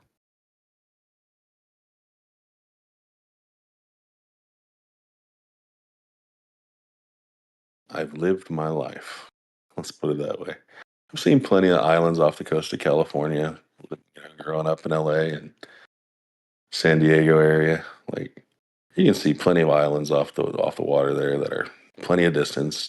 Taking the ferry over to the islands, and it's just one of those things that when you see it for yourself, you're like, wait a minute here. Obviously, I wouldn't be able to see that boat. Obviously, I wouldn't be able to see that island, but I am. What's the problem here? Well, the problem there sounds like you're no longer talking about the occultation of stars by the moon, the dark moon going past. It sounds like you've said my way I know that all of these other phenomena are happening are because when I look at boats, I go, that doesn't look right. With the flat earther's mindset, already believing in a flat earth, traveling around and looking at what indeed I accept looks like very flat water, right? It definitely looks flat. It does look like it's got a crisp edge, which is interesting. Like I could still see the waves or the boat's at its edge and I see things past its edge, but we'll leave that aside. The water does look quite flat. But the question I had is, what would make you doubt it? And you keep coming back to going, well, in fact, that time you said there's nothing that exists that would make me doubt it. Are those the words you used? Did I get that wrong, Sage? I'm checking if anyone mentioned a flat earth doubting statement. Nothing, something like that. Yes. Yeah, you said there's nothing that exists that would make me doubt. That says I refuse to doubt. That's what it sounds like to me. Could you show me that that's false, that you would, if there was, you could be convinced that you're wrong? How would you know? Bro, he If there's already nothing answered that you. exists. Measurable curvature of Earth's surface. Why is that Yeah, I'm so trying to. unreasonable to He didn't ask mention for? it. He's not done Is anything. this as a point of like I don't even want to say the word moderation. I almost want to say it like this. I've known Themorz for damn near a decade, and I've never heard him debate once. And so the reason I came in earlier and said it doesn't seem like he wants to debate is because there are 20 other motherfuckers in the room that might actually want to get in and go back and forth on something they want to defend. And you're kind of picking a guy who's just happy with his life, and this is his opinion. So I don't know if you want to keep going down that road, but I mean, the writing is on the wall. I don't know how your bot or training session works or whatever, but like, I'm tired of these like isolated conversations where nobody feels like they can get in and you're rushing to straw man like an argument that he's not even trying to make or something. And it's just kind of gay. So like, what can we do? Sure. Let's move on. Okay. Respond to what I said. Yeah, I'm sorry. I think it is. No. It's don't feel sorry. I don't know what you're trying to do or like what's important for you to do with this. It just seems to be more important than people who are trying to hear to engage. So that's my concern. Yeah, it sounds like you're upset, and I think quite rightly so. And I know you're not asking for a sorry, but I am. I think it's reasonable feedback. Okay. Well, I mean, look, I'm accommodating. I like the project that you're doing. I think that's cool. I want to support it. I just don't want it to become the only way that we engage with Eggshells. And I don't want people to hate you for it. Uh-huh. You know? So what would you like to do? So let's pick a new thing then. Well, I think just some variety. You know, I don't know. Like I feel like this has been going on for a couple hours now, and it's like he's just you're juicing a rock. So maybe if somebody wants to, here we got a new person, Mystyk. Mystyk just came in yesterday with a group of people. There's people in here. I know Tony loves to talk. Don loves to talk. Tayler loves to talk.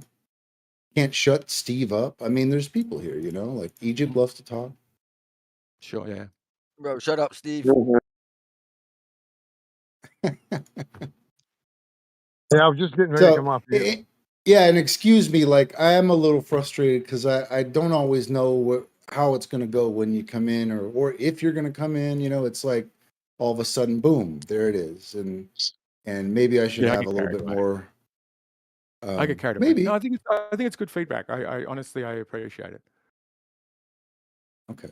Well, Themorz is a cool dude, and I would hate that his first impression of you in this space is just getting reamed with everyone being quiet about it. It just seems kind of a awkward. Yeah, I got First the time? impression that he was keen to defend it, and I Uh, thought, keen to believe it, or maybe. There's a lot of things that I don't debate because I don't know how to express my interpretation to people. I'm a man of little words sometimes, and it seems like in this argument, he's got a position, and that's fine, I guess. It's. I appreciate Themorz. He's a really, really nice dude, and I don't want to. I don't want him to have like a wrong impression of what happens here. I'm good, bud. I understand. Yeah. And it's healthy for the most part, right? Like we got through some stuff. It's all good. I What's my appreciate entertaining the ideas. are you a flat earther, or how long have you been, skeptical of the globe? Yeah, over what 10 years now. So What I've what been first been made around a while. you? That's awesome. What first made you kind of like start to question it? I heard the term a bunch of times, and one of my buddies told me, "Hey, man, flat Earth." I'm like, "What about it? That's for crazy people." And I realized, oh, that's a red flag. Everybody thinks I'm crazy already. you know, Talking about 9/11, all these other ideas, all these other issues, and then I finally looked at what the point of contention was, and understood that I didn't have any idea what the term meant, or you know what it was about, the topic was about, but people kept saying it. So after like the third time I heard it, I decided to, what does this term even mean? And it's a direct contention of curvature of the Earth. Okay, well I can simplify that, and it's one of those things that I felt was probably one of the easier ones to deal with as far as evidence goes. We don't have to rely on anybody telling us anything. We can just go do it ourselves. And I thought that was for me, right? Something where I don't have to listen to a bunch of people talk about it. I can just go look for myself. And yeah, once you dig into it, and the globe model falls apart pretty fast, pretty easy. You're left with a lot of simplified science on the other end, proving the globe, right? And just using terms like gravity and pseudoscience ideas and the Coriolis, Foucault's pendulum, and then you're like, oh shit, that's all they got. It's funny how like just being like just being a believer in the globe kind of poisons the well to interpret the world in like a different model. It kind of poisons the well a little bit because with your natural experience, because I think we all kind of know our default experience. I mean, I guess if you're honest, default experience is we live in a flat surface. But then whenever you're thinking about Earth, you think in globe terms, and I think that's kind of the disconnect in a lot of ways. I think that could be one of the main reasons a lot of people come to flat Earth, even though they may not have all of the tools to prove it to people or something like that. Is that it just makes a lot more sense that stationary flat, and then you see all these satellite images with CGI and space travel with all these green screen edits and stuff like that. It's like, oh, wait, maybe there's something more going on here. Maybe the conclusion's a lot simpler than I've ever considered, and that's, I don't know, that was just maybe that was just my experience. Who knows? Yeah, I'm definitely with you on that. It seemed obvious, right? Like the horizon's horizontal. Of course it is. Like it's always horizontal, you know? And, the biggest part really is, why would they lie, right? Like, oh my God, I'm in shell shock with emotions here. One, I've been living a lie. I've been regurgitating this nonsense, thinking it was real, and, making it part of my modality. Like, yeah, of course it's rounded. Of course it's spinning. Of course it's doing 5 different things at once, versus what I just, walk out the door and experience every day. It was like, oh my God, how did they pull that one over me? So you feel like humbled, right? You were so belittled, that you're like, oh shit, I don't know anything, and then it becomes Pandora's box, and you have more questions than answers, and hunting those questions and trying to figure it out for yourself, knowing that you can't trust anybody anymore. It's kind of a scary place to be. Not a lot of people want to go to that place. They might get it, that they experience it, but they don't want to get into the implications of such things.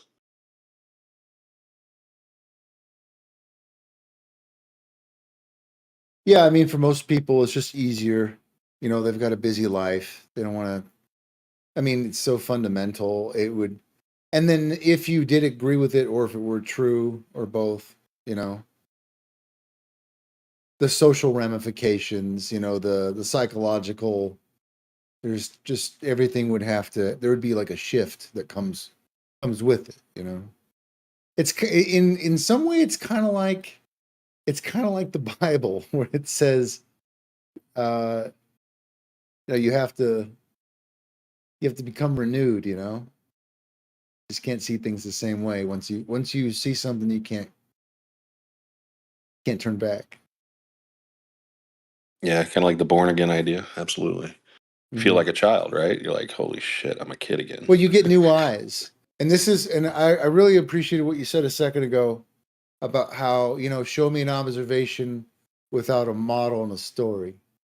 I thought that was really genuine because I think when people do go out and observe things, they realize that maybe it isn't a globe. Maybe like just by some chance, it's just not like just the way you see it, the way that things work and move. You know, it's kind of like in that moment, you could just realize that there's these layers of stories that you had to take in before you just couldn't see what was right in front of you. Yeah, it's a trip. Did you see the new ads for the Meta glasses with "They Live" in it as part of the Oh, advertisement? geez. Go figure. Yeah, I'm sure that wasn't. Yeah, they're poking fun. You know, they're poking Yeah, fun. yeah. But is it like seditious fun or is it ha ha fun? You know, that's the question. Yeah, you see a lot of companies throw the ideas out there, and advertisements. You start seeing flat Earth stuff, and like, wait a minute, they know. You Yeah, I remember remember. what was the old? Oh, did you want to refer to something? I was just gonna say Google's done it a bunch of times in their banners and things like that too. Oh, the Google phone was a great one. I think that was one of the best ones for flat Earth. I missed that one. What happened there? Oh yeah, you got to dig that one up. I think it was like their second gen of the Google phone. The advertisement. You should probably just put flat Earth Google The phone fish tank, advertisement. was that with the square fish tank? No, I don't think so.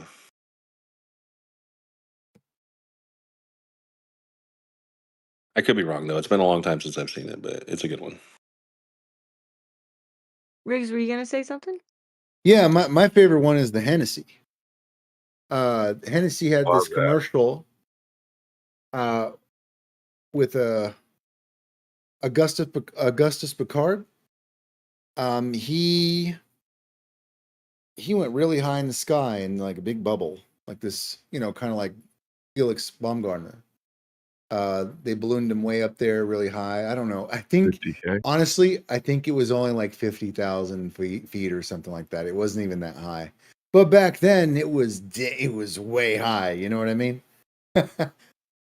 But they had this commercial where this metal, I don't know, what would you call it, fuselage or whatever. He was inside this metal tank, and they put on the balloon, and they went straight up into the sky as high as he could. And in the commercial, he busts through. He busts through water. So they were trying to tell a story that he went the highest. He was the guy who went the highest in the sky ever at that time, and he busted through water. And I just thought that was really cool. It's kind of like it was definitely giving paying homage or homage, I don't even know, homage to like the flat Earth or like the dome in the sky, you know, the firmament kind of thing. I mean, it was pretty clear that's what they were trying to portray, rather. Yeah, I remember seeing that one too. It was on during like a Super Bowl or something. It was a pretty popular ad that ran quite a few times. Oh yeah, oh yeah. It was being seen by like millions and millions of people. They went out of their way to make that the Super Bowl commercial. They wanted it in front of everyone's face. You know, Do you know go figure. he got they almost died on that trip. I think it was a little bit more than 50,000, but it started to lose pressure. His bathysphere, it was a bathysphere, dude. So it was built more like a submarine. It was pressurized. So Yeah. started to lose pressure, and they had to take this orange juice and pour it on the cracks. Is the way the story goes, and let it freeze on the cracks to seal it. And Oh they thought wow. he was dead. They thought they were dead, dude. And they like all of a sudden they get this call from like I don't know how many countries over it was. They came down like so far from where they expected, and they thought they were dead. But yeah, and he said from up there it looked like a dinner plate with upturned edges, which I think, you know, from that far, once you're that high, I think you're just kind of seeing a circle of I've heard a couple people say this. I've heard AI over in 24/7 say it. No matter, you know, if you're high on a globe or a flat plane, you're still going to see, you know, this circle of you Circle know, of around light. you. Yeah, you're just going to see a circle, like a whole. Imagine a hula hoop vision, and you know, you're going to see. You're only going to see so far. But Yeah, the the upturned way I edges, characterize it, yeah, the way I characterize it is like if you had a hula hoop at your eyes, and then you just drop that hula hoop down. So it doesn't mean that it's curvature. It means that there's just a limit to how far you can see. You know, and if you're really high up in the sky, you don't have any demarcations. The only demarcation you would have would be the visible limit. And unfortunately, atmosphere provides a visible limit, and illumination provides a visible limit. And it's still going to be a circle no matter what.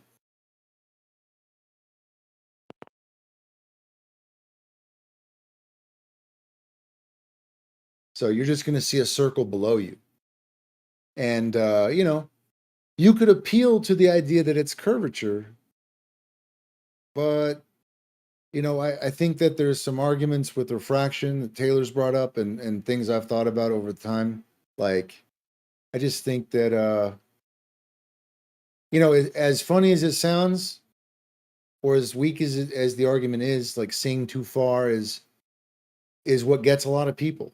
You know, whether it's refraction or not, seeing too far is number one reason why people go to flat Earth, and I don't even think it's unjustified. I think it's proper for people to come to that conclusion. I think shit disappearing at all different distances is what really got me good too. I was just like, all right, man. So the the edge, the edge where you know the boats are going over, that's at like 13 miles one day and 4 and 10 and 20. Like, dude, it just kept changing. Like, so what? Like, you're supposed to see it at 3 miles from a beach, pretty much like 3.5 miles if you're like 6 foot, 5 to 6 foot. It should be there all day long. I always talk about the hump, man. People should be freaking taking pictures of the hump all day long at the beach. It should be a thing. It should be like a buoy, a couple buoys out there. Like, hey, man, go over the hump, man. I'm gonna freaking take a picture of you going over it. Oh, You know, that would be just steer funny this if there was back. like a dude, if there was like a group, let's say there was like a Facebook group of like, you know, 20, 50 people or something, and all they did in that group was take pictures of like 10 different locations or something. And that's all they did, is that all you found were pictures of this, buoy or whatever from this, this picture taking spot or whatever. And then you would just have endless examples of what it was like, instead of like these cherry picked or like, this day or that day. You'd have every day. You'd have many different examples. I think you'd have millions from people at the beach. You'd have millions if it were if the actual edge was at 3.3 miles, which is where it should be from a beach. If you're like kind of at the water level, like people would take pictures of it all day long. They'd be like, "Oh, there it is, going over at the same spot." Like, I don't care about a little refraction. Like, yeah, it might change a little bit, but like pretty much on clear days, you should see the boats going over at the same freaking spot every day if you live on a ball. It's just what it should do. And it doesn't. Like, I don't know who could freaking just be like, oh no, it's all refraction. Now nothing's the earth edge. The earth edge doesn't obscure things. In 2016, it was everything's the earth's edge. Everything's, boats are going over the earth's edge. They're going over the hump. They're going over the wall of water. And then people would zoom back into it, show that it wasn't a hump. And then all of a sudden they're like, oh no, it's not the edge. It's not Earth's curvature. They'd be like, that's not anywhere. Then it changed to it's apparent or some shit. It was it just went back and forth for a little while. I don't know if anybody remembers that. Yeah, the geometric horizon. Yeah, It's in a they would fixed, it's a argue fixed about that. location, right? Yeah, they argue about it. Yeah, there it is, and then all of a sudden you're like, well,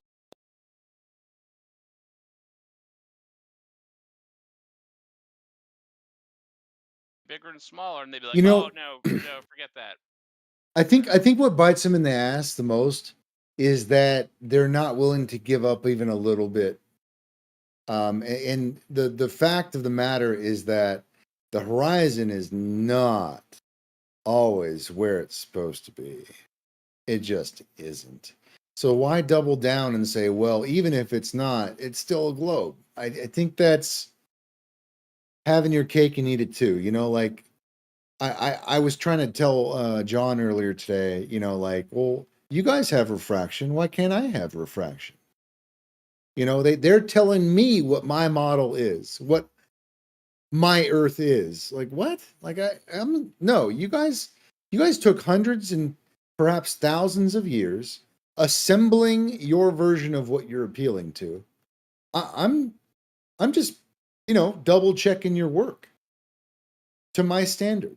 I'm sorry, but I can't use things that you guys are actively using. I'm not even saying it is the case.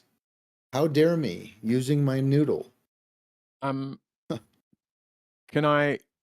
What about if one of you then did the steel man? You did the best impression of a glober answering the horizon distance as a fun debate, because part of why I wanted to keep a debate going is so I could do that. Would you want to do that, Riggs? Like somebody takes the position of here's what the glober would say in response. Well, they'll squirm to not say there is a geometric horizon at a specific distance, right? So they'll do anything but say the geometric horizon is at a specific distance. They'll start taking you up into the sky. They'll start saying, okay, the higher you go, you still can't see it. So why do you think you'd see it on the ground? Right? That's sort of the path they take. Could be, yeah. The trick is just sort of go, I would say it that makes them go, yeah, that is what we say. That is the correct answer. Nicely done. Oh, that'd be Not dependent correct on the answer. globe, wouldn't it? Because some of you guys are pretty good. Well, that's the challenge, right? Some of you guys The are challenge just. But the challenge, but it's pretty easy with the globe because, like we were saying yesterday, the globe's all got to get the same answer. So you can just Google it and see if you got you steelmanned it. But does somebody want to do it? Because I want the bot to be able to do a debate fee.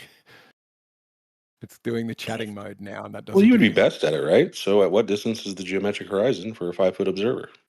No, I'm saying I'm saying it's as an exercise in just because it's something you've mentioned before, Riggs, of like to play. I just have got fun back. debates. My Discord crashed 3 times, so I just got back. Oh, right. Sorry. I was saying, did you want to do a thing where somebody takes for fun the position of a glober, right? Sort of steelmans it enough to go, I'm not making fun of the position, I'm presenting it faithfully as they would. So that somebody can argue against I don't the know side. how to before I crashed, you were talking about like it was a game of I guess where the horizon should be. Is that what you said? Yeah, like one person does what you're doing now, so does the flat Earth, and somebody else does presents what they think is the best argument for the globe side, what the glober would say in response. Will we be able to access the transcript if needed? Sure, yeah, like the transcript tool still works. And you can also just ask her. She'll go back and search and give an answer. Worked before. I tried. Okay, yeah. Does anybody else want to take it? I don't want to like take over whatever. I don't have the same kind of methodology that you guys do. You want to do all your math and stuff. I just I see something like 20 miles away I shouldn't be able to see. I'm like, that doesn't make sense to me. You know.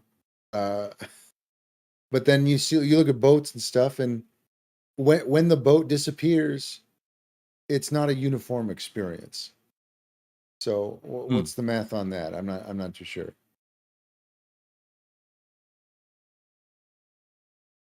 Want to do an Eggshells impersonation? Is that what we're looking for here?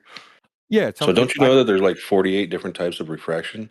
Have you tested all those different types of refractions? Do you know why they refract like that? I mean, it's obviously refraction. I mean, if you haven't, if you don't know about all these different types of refraction and how they work, then how could you know if you're seeing what you're seeing? Nailed it.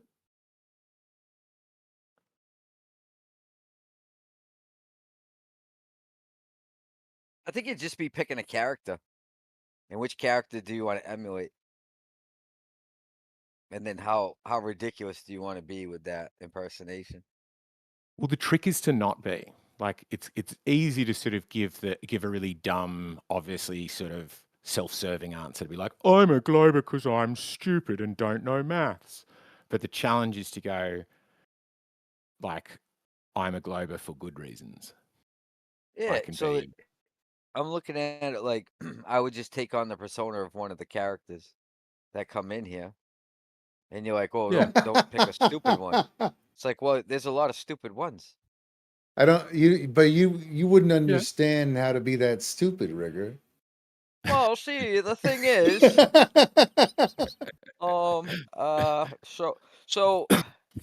so what I was saying, yeah, that's the one I was gonna pick. Don't interrupt me. Don't interrupt me. Yeah, you did a good impersonation. So yeah, if refraction doesn't tell you what you can see. Oh, so what I was saying was, you gotta wait till someone starts talking. That's when it lands the best, you know? Would you like an actual glober to give arguments? Because I'm a glober and I'm kind of just interested in good faith debates. Go for Me it. too. Like an AI. I would like to debate you. Someone new. Do it.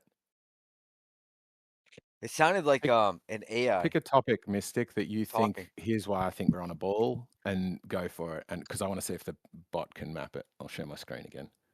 I just kind of wanted to respond to the horizon thing. Because, I don't know, I heard the term horizon being, like, when you say geometric horizon, what exactly do you mean? Because the word horizon, it's not like an actual location. It's just like it's a descriptor that we use to describe like the line at which the land seems to disappear and the sky starts. That's the way we normally use it in everyday language. So not physical. No. So we Which won't is why treat I'm it like it's a asking physical location obstructing things? Or you're gonna turn around later and double speak on that? when you like yeah, this is why I was asking, what do you mean geometric horizon? Oh, you Because that quick to change your position? what do you mean? Like You're when already trying to something the reason I'm asking what you mean by geometric horizon is because it sounds like you're defining some point on the land to be the geometric horizon. And if you do that, if something passes that point, it's not just going to magically disappear. Like it has to keep going, and then slowly um, it will be blocked by the land from the bottom up. I find And this that's why interaction yeah, okay, dude, I get the point. I find this interaction like interesting, right? For me, it's a little bit telling because I tried to establish common ground, what we can agree in the conversation. We hit, common ground. We establish it. Then I throw out the hurdle and I let you know what hurdle I was trying to avoid. Then you walk it back and try and rehash what we already went through. I still would like to debate if he's not. I don't know if you heard me though. Yeah, Rigger, did you hear Taylor earlier?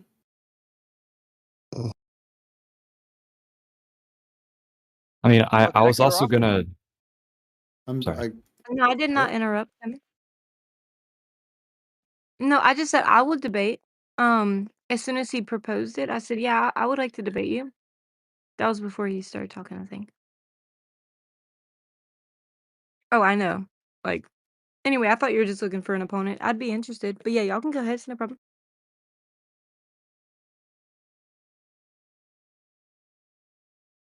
Hey. Huh? So it sounds like it's about the horizon, and the Mystyk is saying for him it's a position, appears to be a position between the juncture between a land and the sky. What do you think, Taylor? Is that his like position? Like, is that even debatable? It's not just my position. I'm just simply stating like the definition of the word as we use it in everyday language. That's Okay, like the yeah, that's fine. normative definition of the word horizon. Yeah, And I I was agree. also gonna, yeah, I was also gonna explain, why different boats seem to disappear over the horizon at varying distances is because it doesn't just depend on where this so-called geometric horizon exists. It also depends on the size of the boat. Bigger boats will be blocked by the horizon at farther distances, like 12 to 15 to 20 miles, while like the average fishing boat will usually be occluded by the horizon at around 3 miles, which is where we get that number from. It also Do you? depends on. Hmm? Are you I'm using sorry. like I a thought you voice were saying. changer or something? I just hear modulation in your voice and it's like Oh, very robotic. I thought it was obvious as fuck, dude. It sounds like an AI on YouTube. I am not using a voice changer. Why? What does my voice sound like? Hold on. It sounds robotic. Okay. It Oh, it that's sounds coming robotic. from. Sorry, that's coming from Discord noise suppression. I can turn that off, but I'll have to turn my fan. Oh, okay. I have noise suppression. Yeah, Is this better? it's okay. I also have noise suppression. Yeah, that's fine. Okay, Appreciate it. I was just curious. Sorry. Okay. I was just gonna ask you about the boats disappearing. Like, do you think do you think the geometric Earth is the only thing that can cause boats to disappear bottom up? You're referring to the curvature of the Earth and the Yeah, I globe think bottom? that's what. I think that's the topic of discussion. I mean, Is that what? if you're talking about it going over the horizon, yeah, but boats can also be occluded by like if there's a really big haze, but that's like irrelevant to the topic. There is a very interesting phenomena that, when I came to the community and was hearing people talk about the boats, that a lot of people didn't know about, which is that sinking refraction based on like the warmer surface, basically lowering the density gradient, causing the light to bend up, making the boats appear to drop over distance. So this phenomena can also make boats disappear bottom up. And I was just wondering if you're aware of that. It's not exclusive to Earth curvature. I just wanted to point That that can out. occur. That can occur. It's just it's not as common as the other type of refraction, where light rays bend down and objects appear to be higher than they actually are. I'm not saying it doesn't happen. That does happen. It just doesn't fully explain why, things appear to disappear over the horizon. Well, you're saying it's not as common. Like, why do you think that? Because that's what we observe. We have higher pressure, higher temperature air closer to the surface of the Earth, and lower temperature, lower pressure air as we go up. That would Mm-hmm. that Do you would know? cause that would cause light to refract downward and Are you done? make things appear to uh, bend or make things appear higher than they actually are. I might have it backwards. Correct if I'm wrong. Are you finished? Yes. Sometimes it's hard to tell. I don't want to jump in, but the thing is, oh yeah, with the temperatures. So you were mentioning, you're right about there's warmer temperatures being near the surface, and essentially, are you familiar with like how things affect? Well, like density is the different densities are the principal in like different refractive indexes. So the density is different density layers are what's gonna cause light to bend in different directions. So Yes. you're right about pressure and temperature being important for the density gradient and for the overall density to determine the refractive index. But so higher temperatures, lower density. So if you have higher temperatures near the ground, that can overthrow basically the pressure gradient and lead to a lower density gradient along the surface. Which Are you you already told familiar me with was that? rarer than the other kind Hold of on, I density. think Okay. I didn't catch that. I wanted to hear his response. Did you catch what I said? I can rephrase it in a simpler way if that's needed. You're saying that like higher temperatures equal lower pressures, just like thermodynamics laws, Higher and temperatures, so lower density. lower density. Yeah. Yeah. I mean, there is no like direct correlation between temperature and density. I mean, the main reason we have higher densities closer to the surface of the Earth and lower densities at higher elevations is because of gravity in the globe model. But higher temperatures definitely do correlate with the density because higher temperatures, lower density. They might, but it's usually higher temperatures mean higher pressures. No. But it's an open system. Well, maybe in a closed system, but this is not. This is why, like in drag racing, like if the temperature is much lower, like they can run a richer, much richer engine basically because and burn much more fuel. You can make more power because the air is denser. Okay, so the higher So engine performance decreases as altitude increases. right. Okay, so based on Boyle's law, higher temperatures, lower density. That's not We what have to Boyle's law agree on that. is. Boyle's law is temperature and pressure. Yeah, pressure is also a fact. Okay, so you have to. So pressure and temperature are the predominant factors in terrestrial refraction, the gradient of them. So a temperature gradient and pressure gradient. You're right about the pressure gradient normally making density higher at the surface, but the temperature gradient is interesting because you have warmer temperatures at the surface. That will lower the density, whereas pressure will raise it. You see what I mean? So Also, Yeah, also there's more humidity near the surface, and warm air can hold more dissolved water. yeah, humidity also does can change the density. So ironically, in higher humidity, that will also lower the density. yeah, But it affects. They say the effect is very slight, and based on the calculations that Jesse Path of Light helped me with my the humidity gradient that I measured. in my survey measurements, it was a very minute effect. So I think for the most part, you're gonna wanna, focus on the pressure and temperature gradient. And you can look this up if you don't, believe me. I could send you something on it if you like. You can just Okay. ask your AI. It's pretty simple. It's not contested. Are you saying that because we have higher temperatures near the surface, that therefore we should have lower densities? It's gonna depend on the strength of the gradient. So if it's a very strong temperature gradient, yeah, it can easily overthrow the pressure gradient, which is very minute.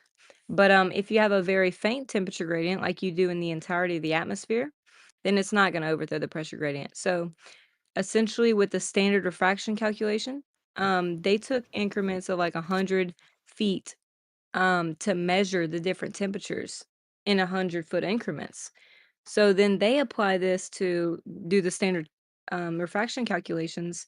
And so the issue there is that the temperature gradient within the entirety of the troposphere is not necessarily reflective of the temperature gradient in your line of sight at 5 feet above the horizon.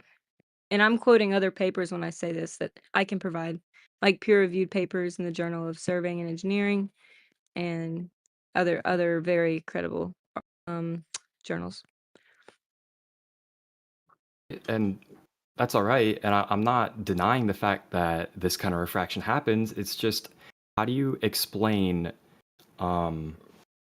ships appearing to disappear from the bottom up when there isn't a strong pressure and temperature gradient? Because therefore they would have a negligible effect.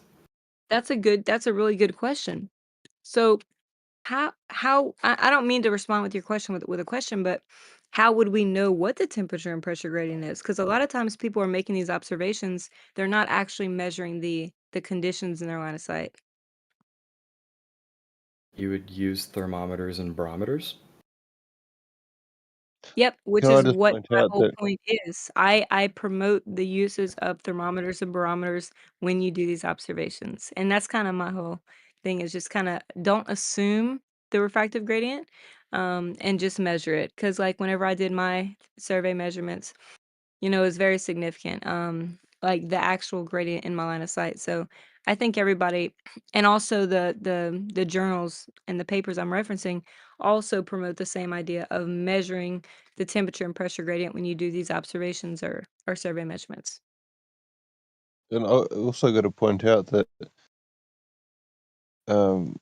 fuck, what was I going to say?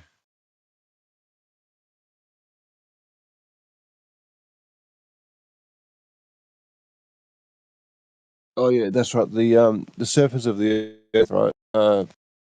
It's being heated by the day, but even at night, all throughout the night, the surface of the Earth is dissipating heat. So there is always a flow. Mm, that's a good point that you make. So yeah, at night, because of evaporation, they say the ground's actually cooler. I haven't measured the gradients at night as much as I have during the daytime, but that's something I should definitely do.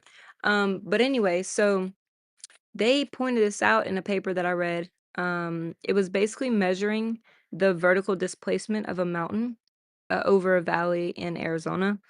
And so they were finding that the mountain was consistently getting shorter throughout the day and taller throughout the night. And this was like a diurnal effect that was consistently happening. And they're like, that's very strange. And they're saying it got basically taller throughout the night, because of, evaporation and stuff.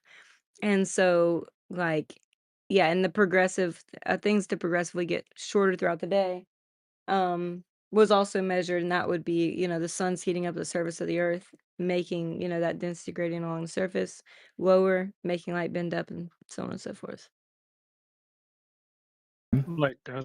Light doesn't bend up for the most part though, because we've observed stars setting for hundreds of years. You can see the downward bending. What I'd did you like say? to. Sun's celestial objects loom up No, because celestial objects uh, loom down. compared to the pressure up there, it is more dense down here. But that we're talking about like the troposphere is more dense than. There's a pressure gradient. We know all about the pressure gradient. That's the main cause of refraction. It's the pressure gradient. Sometimes temperature overwhelms it, but it's uncommon. More common with NASA, did you say I'd say that it's the norm. NASA, did you say celestial objects appear lower or taller? well, they appear higher than they are, but they're bent. The rays are bent down, which makes them appear higher. Okay. I got you. Okay, I got you now. Thank you. All depends how you want to word it. Right, I'd like I to hear point you. out something. Okay. I understand what you're getting at with the like refraction point, and you mentioned the mountains. Are you using that as like to offer another explanation for why boats appear to disappear over the horizon? It's just showing and emphasizing that, with the temperature gradients changing throughout the day and night, it's gonna change the vertical displacement of objects.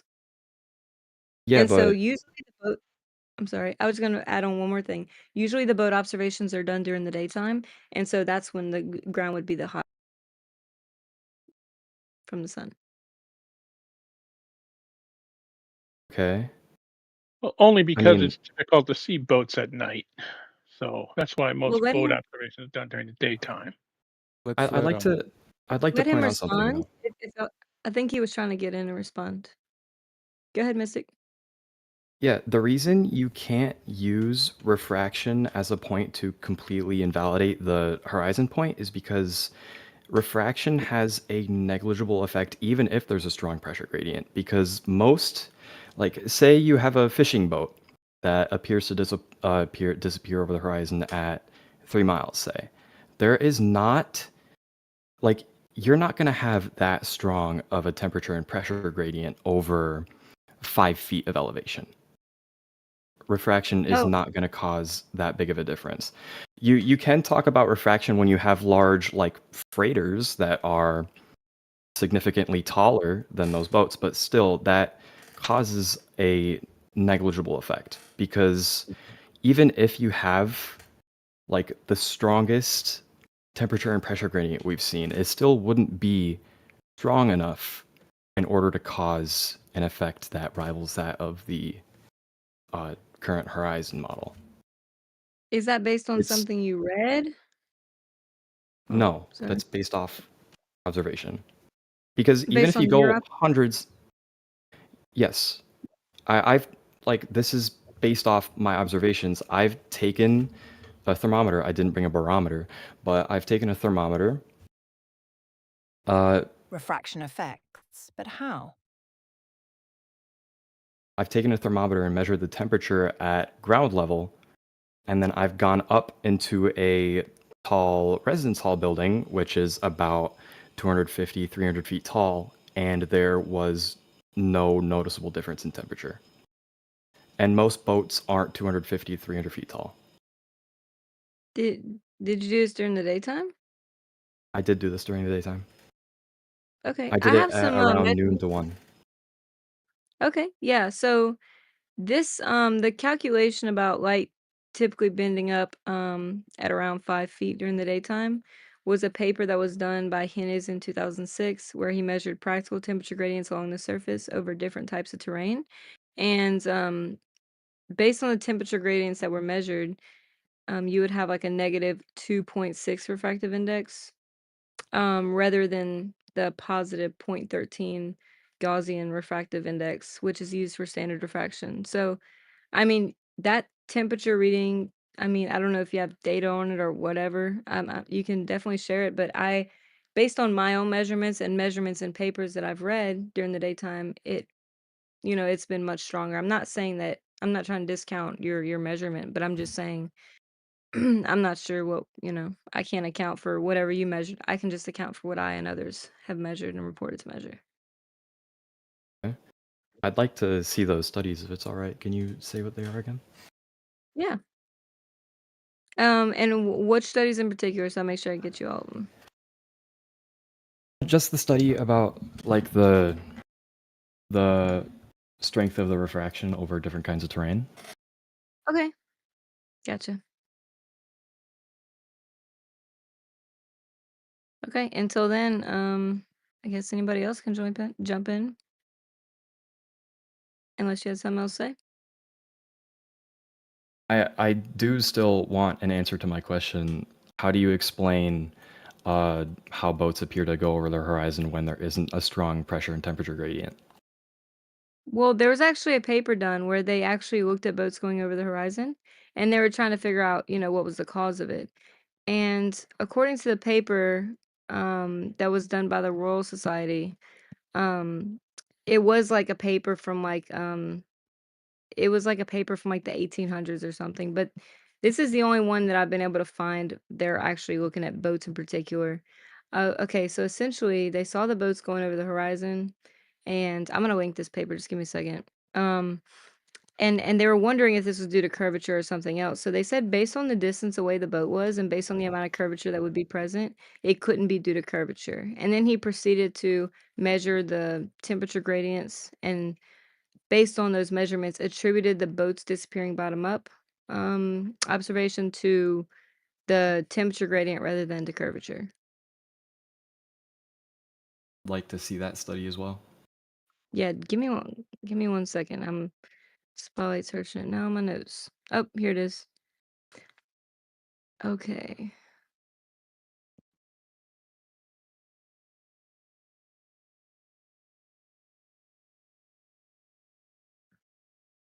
Let's see.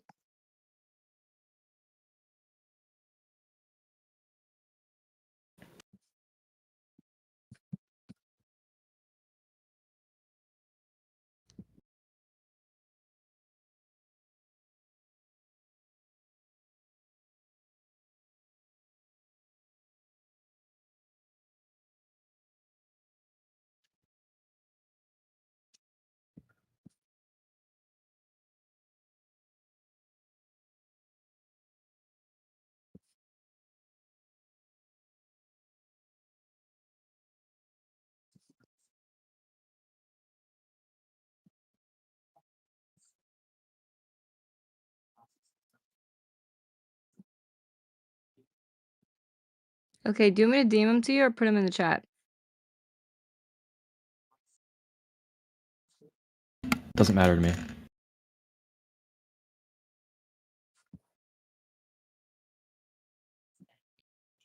Also, I'd like to point out that, like, when you're bringing up this refraction point, are you making the pre-assumption that the air pressure or density is higher, or I mean lower at the surface of the Earth than it is above it? Yeah, along the surface because the heating effects that happen during the daytime. So That's basically, I'll get you a paper that explains it perfectly. So that's basically, not what we the observe, sun heats though. up. In what sense? We don't observe there to be lower temperatures at the surface of the Earth and higher temperatures above it. It's flipped. No, it's vice versa. Vice versa. Yeah. Yeah, I agree. It's higher temperatures at the surface of the Earth and lower Yes. temperatures above the surface. Usually temperature goes down as you go up in elevation. And that would cause refraction to help us see further, actually, because the light would bend downwards towards the surface of the Earth. No, higher temperatures, lower density. Light bends towards the more dense region.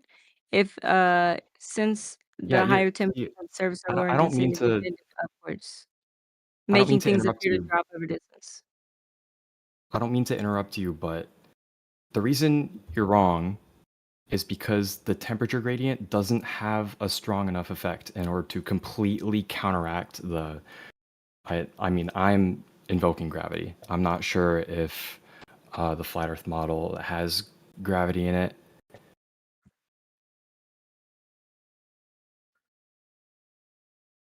Is gravity Well, something that you I believe think in? the temperature, gr- um, well, whether I believe in gravity has nothing to do with the refractive index, but It does, the and I can temperature explain why. gradient. Yeah, sure. I believe in gravity. All right. So the temperature gradient only needs to be around negative 0.02 degrees Celsius per meter to overthrow the pressure gradient based on the calculations that Jesse Patholite and I did, and I think it's in a paper somewhere, but I can't remember which paper. I But it's a I'm very low temperature gradient that would be needed to overthrow the pressure gradient, which is very minute. what I'm not saying there isn't a pressure or density gradient. I'm accepting the fact that there is. What I'm saying is that that doesn't completely override the effects of gravity that we observe. The reason I'm we not saying have they override gravity.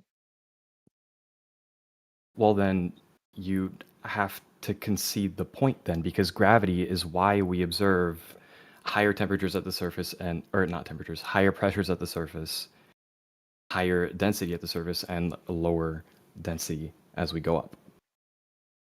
Okay, so did you see the links that I've sent you? It describes what you're saying perfectly. Like it shows that, the local refraction coefficient is essentially a function of the temperature gradient and depends only slightly on pressure. Pressure and temperature gradients allow modeling and reducing vertical refraction influences and surveying. Um, so yeah, since this talks about how the pressure gradient being so minute allows it to be not nearly as impactful for the refractive index as the temperature gradient, which is so much more predominant near the surface. Like, I Okay, don't know, have you ever measured a pressure gradient along like maybe a line of sight of the surface? not. And that's I don't I'm not listen, I'm accepting the fact that like temperature gradients may affect pressure gradients. What I'm saying is that the effects that refraction have on our sight or that's not what I'm saying. What I'm saying is that the temperature affecting the pressure gradient does not completely override the effects of gravity. It's like, yeah, sure. Keep You're saying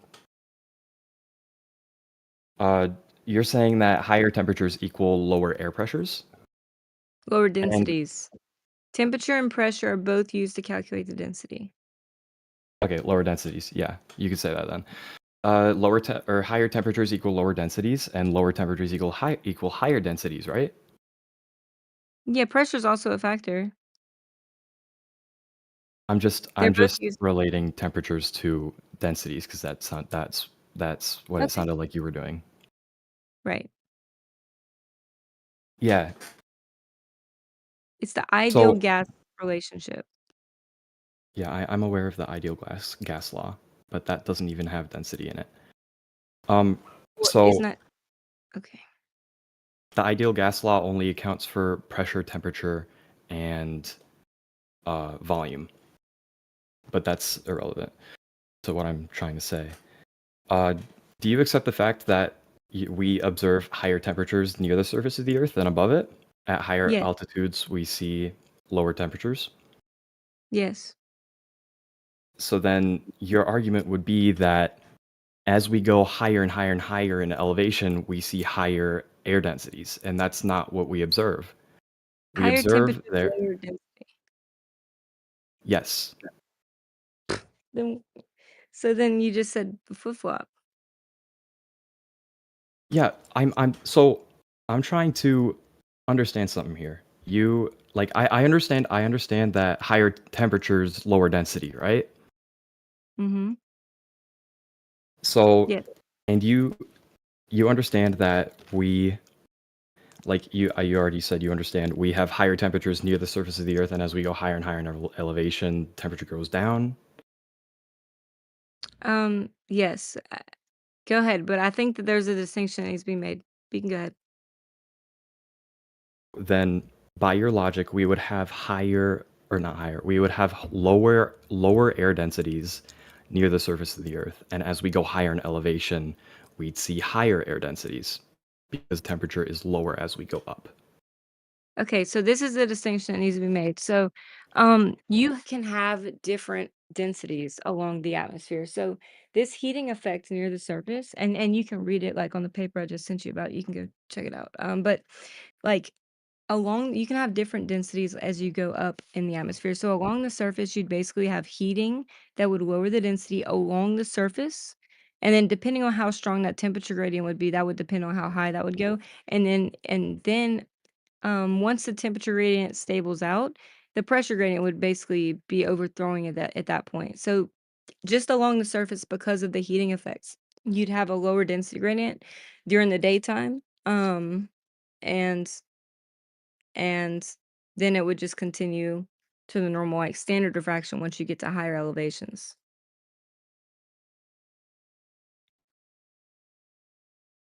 Yep. I'm really confused by the point you're trying to make. Yeah, real quick. She's saying, dude, because of the ground heats up, right?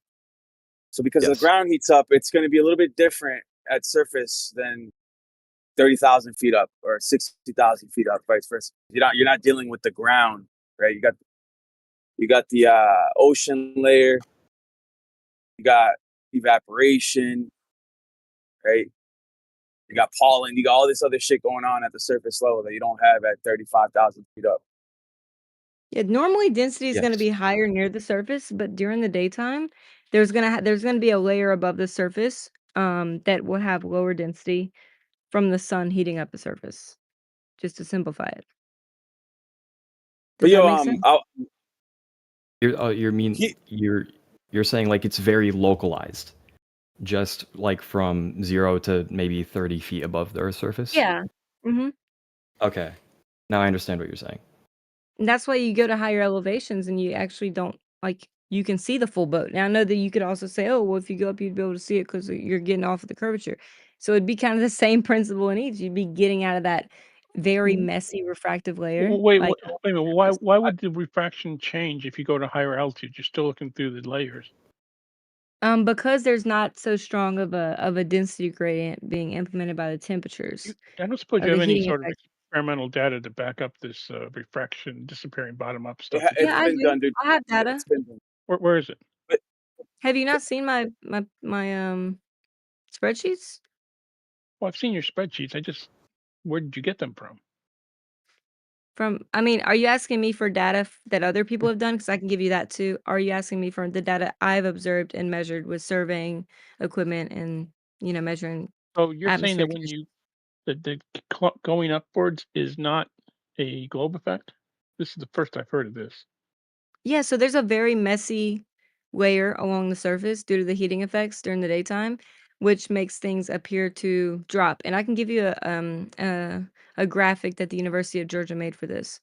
But once you get out of that really messy layer, then essentially it's more of a neutral, temperature and pressure gradient. It kind of stabilizes, and you're not in that very messy layer But per chips se. will still disappear from the bottom to the top, at the top of the hill. yeah, They just do it a hold little on. bit later than the bottom of the hill. Yeah, I don't know it, what that means. I'm sorry. me getting real quick. So that's why they usually do measurements like 1,000 feet up, so that you avoid the whole marine layer and the surface, because it is erratic on the surface. It's volatile, right? There's a lot of stuff going on. There's water splashing. There's Which has no effect on water vapor, the right? top. Because of evaporation. There's all types of shit going on. Heat rising on the pavement or whatever the case may be. So to avoid all that, they like to do measurements at least 1,000 feet up. It doesn't mean that you're going to completely avoid like upward drafts, right? There's upward drafts, there's downward drafts. It can still be a turbulent atmos, right? So you guys are expecting a homogeneous visual corridor for 20 miles, right? Well, that's You just why you just assume, right, the temperature gradients. You assume the pressure gradients. You don't actually do measurements every 5 feet for 20 that's why miles. when like real scientists go to observe this thing, they try to avoid looking over water because of the problems with the water generally being colder than the land, especially in California, where the cold water current is right offshore. Right. But that's where you see the flattest, right, visual corridor is near the ocean, dude, like across a large Right, body because of the water's water. colder than the land usually. But I'm saying, like, you don't have to worry about terrain, dude. Elevation change, right? Right, but again, because of the temperature difference, the water generally being colder than the air, you'll get this refraction difference that you guys are overly concerned about. Right, right. So I This is wanted to true. also mention, I wanted to tell Taylor and the other guy, I don't know. So right, and we'll I'm ignore only it and move listening. on to something else. Got it. Thank you. No. I wanted to bring up the positive negative refraction, right? Because what she's talking about is like inverted boundary layers, right? That could happen where you end up seeing things that should be obscured. But the thing is, on a flat surface, right? You can actually obstruct an object bottom up. According to a few different studies, Pebbles in the Pond and Skyview, they've done the test. They got the data. It's not just light bending up, right? But light bending down that can make things obscured from the bottom up. So there seems to be a range, No, right? I'd like to Within. jump in because that's wrong. Hold on, dude. Hold on, right? Because unless you're presupposing, right, curvature to come up with the conclusion of what light is doing when it gets to your eyes, right? On a flat surface, right? If the light is bending down towards the denser medium, which is what we see predominantly every single day, it's why things seem to get obscured bottom up, is because light is bending down towards what? Towards the denser medium, right? This That is follows not with true. Snell's law. It follows Fermat's principle. It is very true. And when light bends down, it's going to bend down towards what? Towards the surface of the earth and be arrested. It will never get to your eye, especially Wait a minute. when Just you're 10 talking about the light that's closer to the bottom of the 10 minutes ago, object. Taylor was saying that upward bending light one second, guys. caused One things second, to guys. back. Yeah, I'm sorry, Natshill. Mystyk is new here. He was asking for a one-on-one with somebody. Mystyk, are you okay with opening it up a little bit, or did you want to go ahead and follow through with some points with Taylor? I'm fine with whatever. I just like Okay, to cool. respond to something Zion said because Sure. it's Well, I'm not done. true. I'm not done. And Taylor already opened it up, Okay. dude. Taylor already opened it up. Yeah, dude. Why are you interrupting me? First of all, like, what did I do? I was in the middle of speech. They're the ones interrupting me, dude. Why am I getting modded? I'm not. I I just haven't. wanted to Nobody's fact check modded something you, real man. quick, but you can go ahead. I know. So why are you gonna give him the mic, dude, when I wasn't even done?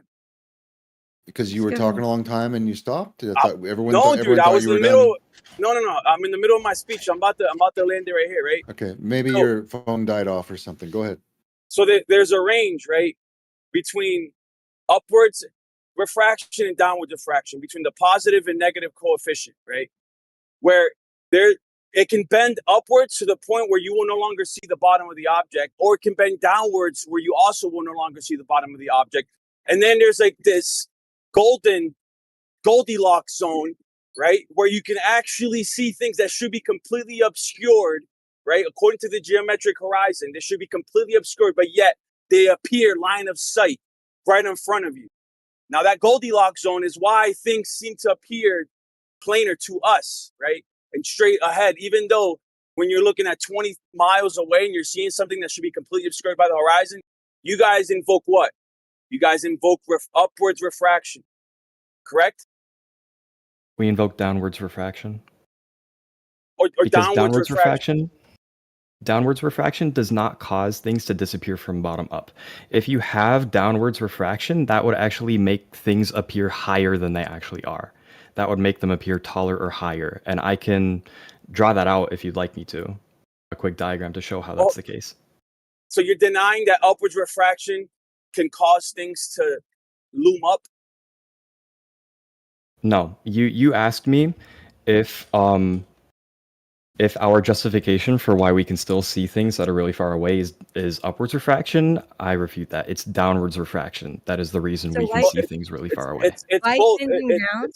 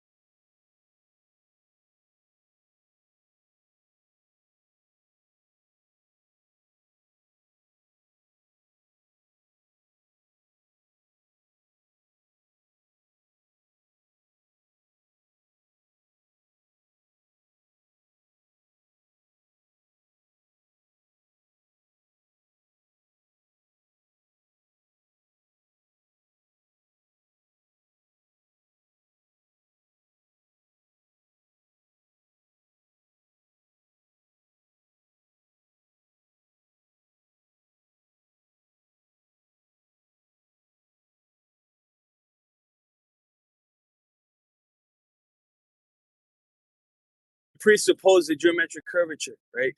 This is the thing with Fata Morganas, right? No, optically. With Fata Morganas, when you see ships that are supposed to be obscured, right? But yet somehow they're floating up in the sky. They look like a visual illusion. What is causing that? That's a completely different kind of like mirage. That's a very rare mirage that I know accounts that. for probably 0.1% of cases. No, I know that. I'm just giving you an example, a real life example where you can have things floating above the geometric horizon, right? And the reason that happens is because of usually inverted boundary layers, what Taylor's talking about, right? You have internal reflection, you have light bending up. Or am I mistaken? It's usually light bending down. That's the most common type of refraction that occurs. Or the surface Because could be appearing lower. And, that could make boats appear to float. It could be that, hypothetically, the boat's floating because, the light's bending down, making it look taller, or the light from the surface is, being refracted to appear lower because the light's bending upward.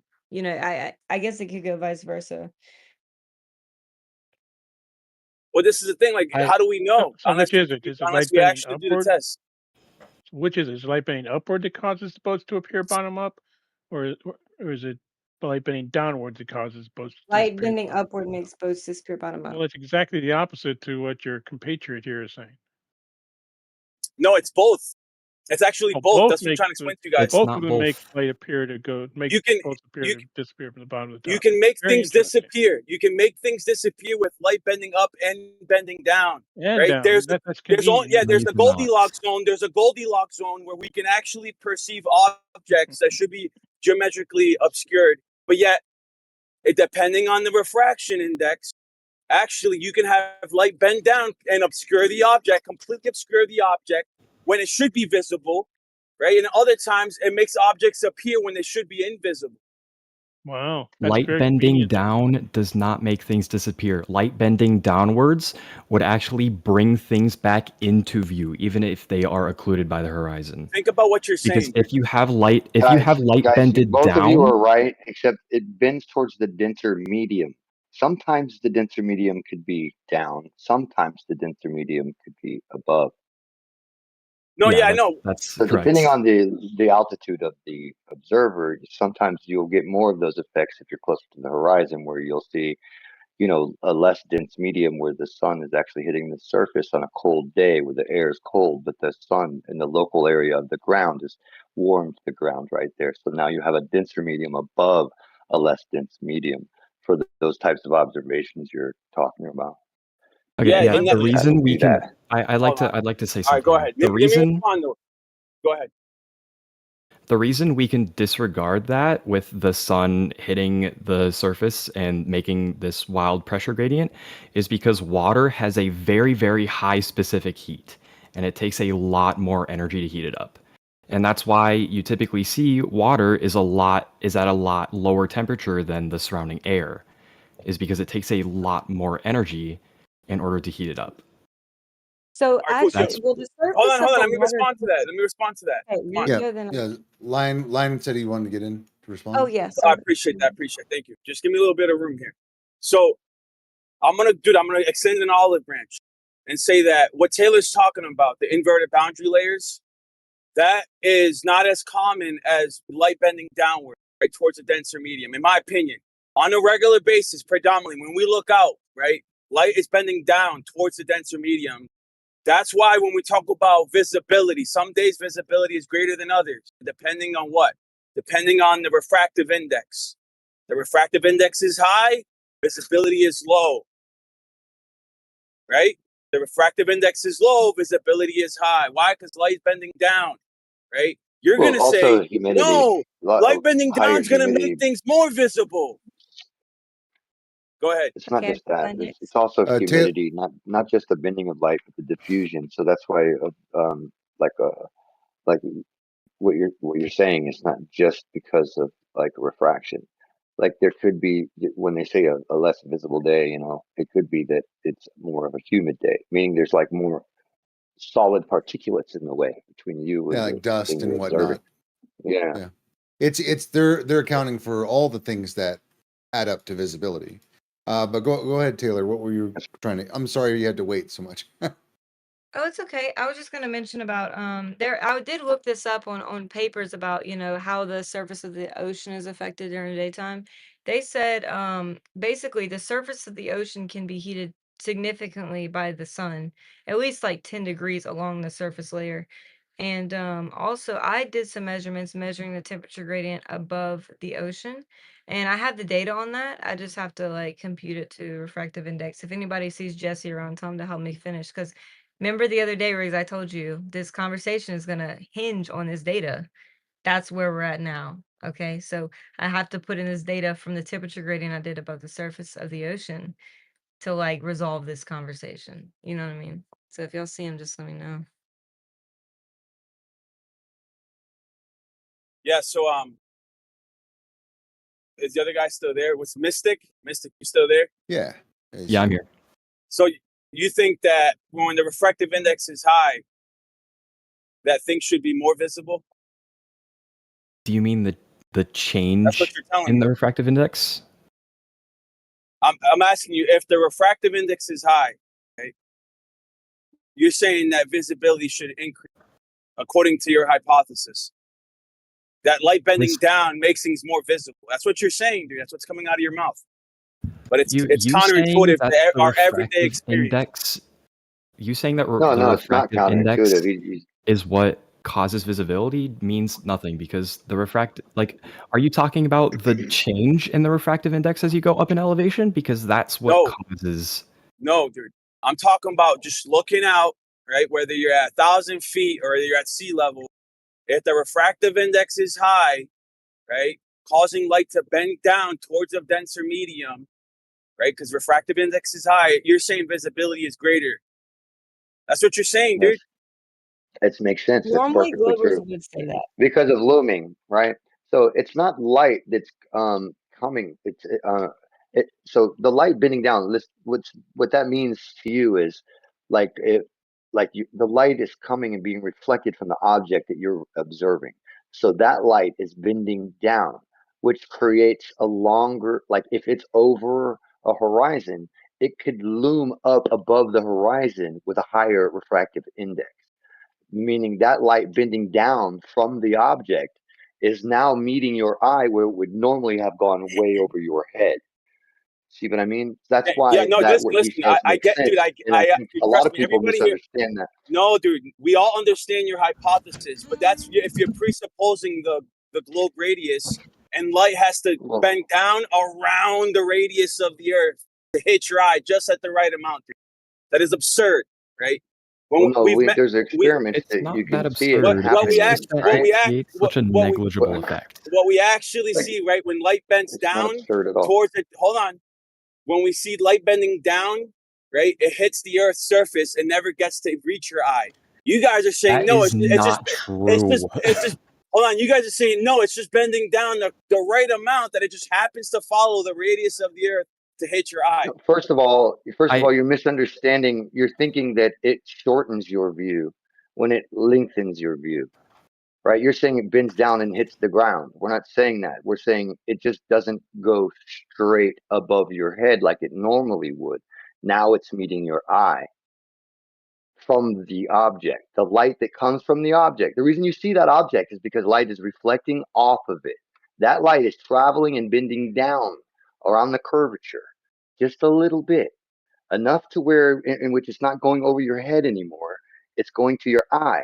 Therefore, you see that object even though physically it's below a horizon.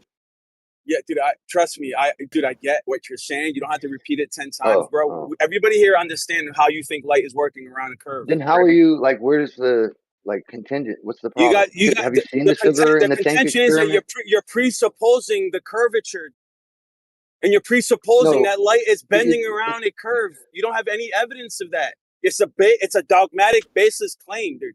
When we do experiments in the lab and we have the data, dude. You got look up pebbles in the pond, look up sky view. We got even you got globers, right? Like Andrew Thomas Young, who published a paper that light bending down at different rates can cause both looming and stooping refraction, towering and sinking refraction, just causing light bending down all at different rates. Go ahead, So Mystyk, light bends if you're towards trying the to get densest in. medium. So if Yeah. the denser medium happens to be above, then it would get the opposite effect. So this is kind of what you're saying. Oh no, during all of this, no, the variables have changed in your experiment to where in which the denser medium has risen above the less dense medium to get that opposite effect that you're claiming happens when the light bends down. You're saying bends down, but remember, light doesn't bend down; it bends towards the densest medium, no matter I where the know that. densest medium is. That's what I'm Well, saying. then why That's do you what keep conflating and mixing it all up and saying that light was bending down, so and it also went up and it showed What's booming going and on? stooping? Then it wasn't I just think bending down, was it? I You're think not I understanding. think Mystyk was trying to get in, guys. Let Mystyk get in. Yeah. This guy does. He's Get lost in the on in, sauce. Mystyk. Bullshit. I'd like to ask a question. You're saying that, like, is your point that downwards, I'm just gonna colloquially use downwards refraction. Your point is downwards refraction would cause us to lose sight of things because the light rays are being refracted into the earth? Yes, sir. Is that what you're saying? They're being arrested. Okay, am I able to screen? I can't. Backwards. He doesn't So realize it. the reason that's not true is because you're presupposing that objects only emit, like, that reflected light only goes in one direction. No, And that's wrong. not true. Nope, wrong. Nope. Radio light, reflective light, it basically bounces in all directions. Yes. And that Oh my would God. explain Wait why a we are able second. to see it, is because it goes in all different directions. Not every single ray of light reflecting off We'll that get there. object is going into the ground. And dude, I know you're probably looking this up on ChatGPT, bro. This isn't my first rodeo, dude. And we can get there, but we gotta take No, baby we've been steps. explaining this shit Hold to on, guys dude, like bro. you for about 12, 15 years now. Bro, we gotta take baby steps We're because not first looking anything up. we have to establish We don't right, need the baby foundation steps. before we can get into Rayleigh's criterion, light attenuation, light scattering, right? Refraction. Did you just mention Riley? You're not even in Fermat's principle, Snell's law. Yeah, we know, brother. We have You're to at not least preaching establish anything that which we way haven't light's heard, bending. and none of that matters at this point, right? It does, because that you're will be able talking to. about not at this point of the conversation. It doesn't. Let me know when I can talk. No, Snell's Say what you law gotta and say. Fermat's principle, maybe. Go ahead. That's when I'm done. All right, cool. Are you done, dude? Because you're not contributing anything but Did you bitching hear and me? moaning. Did you Yeah, not hear okay, me? here we go. Two you forgot. Here we go. Two you forgot you are the are most kind of like important ones. look. Here we go. Lion is going a little long in the. He's Am I talking a wrong, long though, time, Riggs? but you're not. You're just interrupting everybody. I don't know if you had a few beers or something, but it's just not helping. We had the room under control, and you're kind of like shitting on it a little bit. I'm gonna back out, dude. I'm just gonna say my piece. Back out. I'm at work. I'm out to make a delivery. Just listen out real quick, dude. I'll try to be concise, right? So when light bends downwards towards the earth, that's known as positive. That's a positive coefficient, right? When light bends away, it's a negative coefficient. Now, they're saying that when light bends down, right, that's when that's when objects are visible because it's bending around the curve and hitting your eye. So when things are supposed to be obscured by the horizon, right, geometric, but yet they appear to our eyes, let's say at 10 miles, 15, 20 miles, right? They're going to say it's because of refraction. But what type of refraction? They're going to say it's because of a positive coefficient. Because the light is bending down. Excuse me. It's because of a negative coefficient because light is bending. No. You got it. Positive coefficient. It was a light's positive bending coefficient. down. Light's bending down toward. Yeah, it's because I got a flip flop between their model and our model. So light is bending down around the globe. Just happens to match the radius of the Earth just enough, right, that it actually reaches your eyeball, even though it should be obscured by the horizon, right? But when we do experiments over a flat surface, whether it's in a warehouse, right, or even out in short distances, let's say 3 miles, which is up to the geometric horizon should start around 3 miles out, right? There are things that are completely obscured that should be visible to us because of a high refractive index that day. Visibility is low, right? They're saying that, well, no, even though our everyday experience when visibility is low because the refractive index is high, things are completely obscured that should be visible to us. But somehow when things are 10 miles away because refractive index is high, right? And what should be obscured is now visible. Why is that? Why is that, guys? I have no idea what point you made. That just sounded like a bunch of word salad. I'd like to ask a clarifying question, if that's all right. Sure. I can I answer. would like a response, dude. I would like a response, though. You're gonna hand me what I said. I'll give you a response. I just want to ask a question because I don't understand something you're saying. When you say positive and negative coefficient, what coefficient in front of what? It's that's geodesic surveying, dude. Okay. Geodetic surveying. I'm not familiar with the world of surveying, so I'm just gonna appeal to your vocabulary. The refractive coefficient. Yeah, it's for each other. So we're talking about light bending up and light bending down, right? I use the proper terminology, which is refractive coefficient. The thing is, they're denying that when light bends up past a certain point, it can also obscure objects bottom up. We've demonstrated this in the lab, right? When light bends down, right, past a certain point, things are also obscured bottom up. So due to both types of coefficients, positive and negative coefficient, depending on the rate, things can get obstructed bottom up. You guys deny that for some reason. That's why I'm bringing this up. Go ahead. There is a case that refraction causes things to disappear bottom up. I'm not denying that. I'd like to know, I'd like to stray away from the 0.1% of cases, and I'd like to go to the 99% of cases in which like refraction is either downward or there is no noticeable, like refraction is completely negligible. In those cases, we still observe objects to be occluded by the horizon from bottom up, and I'd like an explanation for that. Why do you believe that happens? Even when refraction is not a factor, even when whatever Taylor is can not go a factor. first. Go ahead, Taylor. Yeah, I mean, the 99 thing and the 1%, that I would disagree. I would say, based on the papers that I've read, some of the, I try to stay up to date with the latest research on like terrestrial refraction and things of this nature.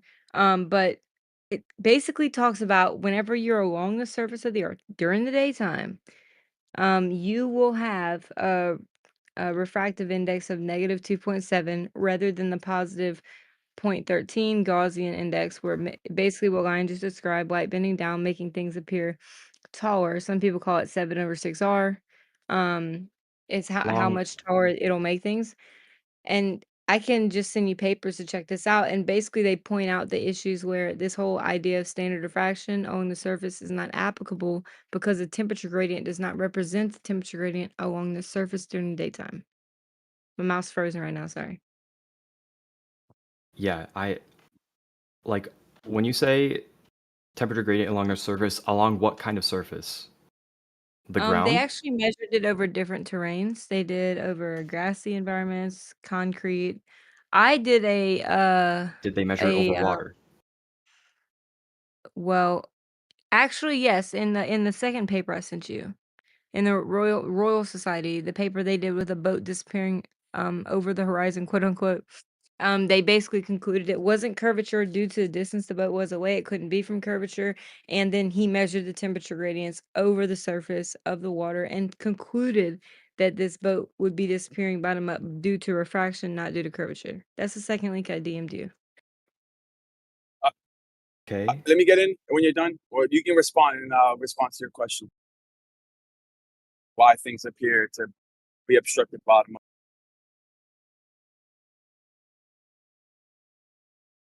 Are you done? Okay. So there's a lot going on, right, with light. Think about the visual corridor, right? You're looking at the bottom of a ship, or you're looking at the bottom of a building. Why can't you see the bottom of the building? Right? There's multiple factors to consider. Multiple things that you have to factor into your equation.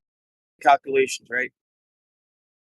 When light is being reflected and refracted off that object, right?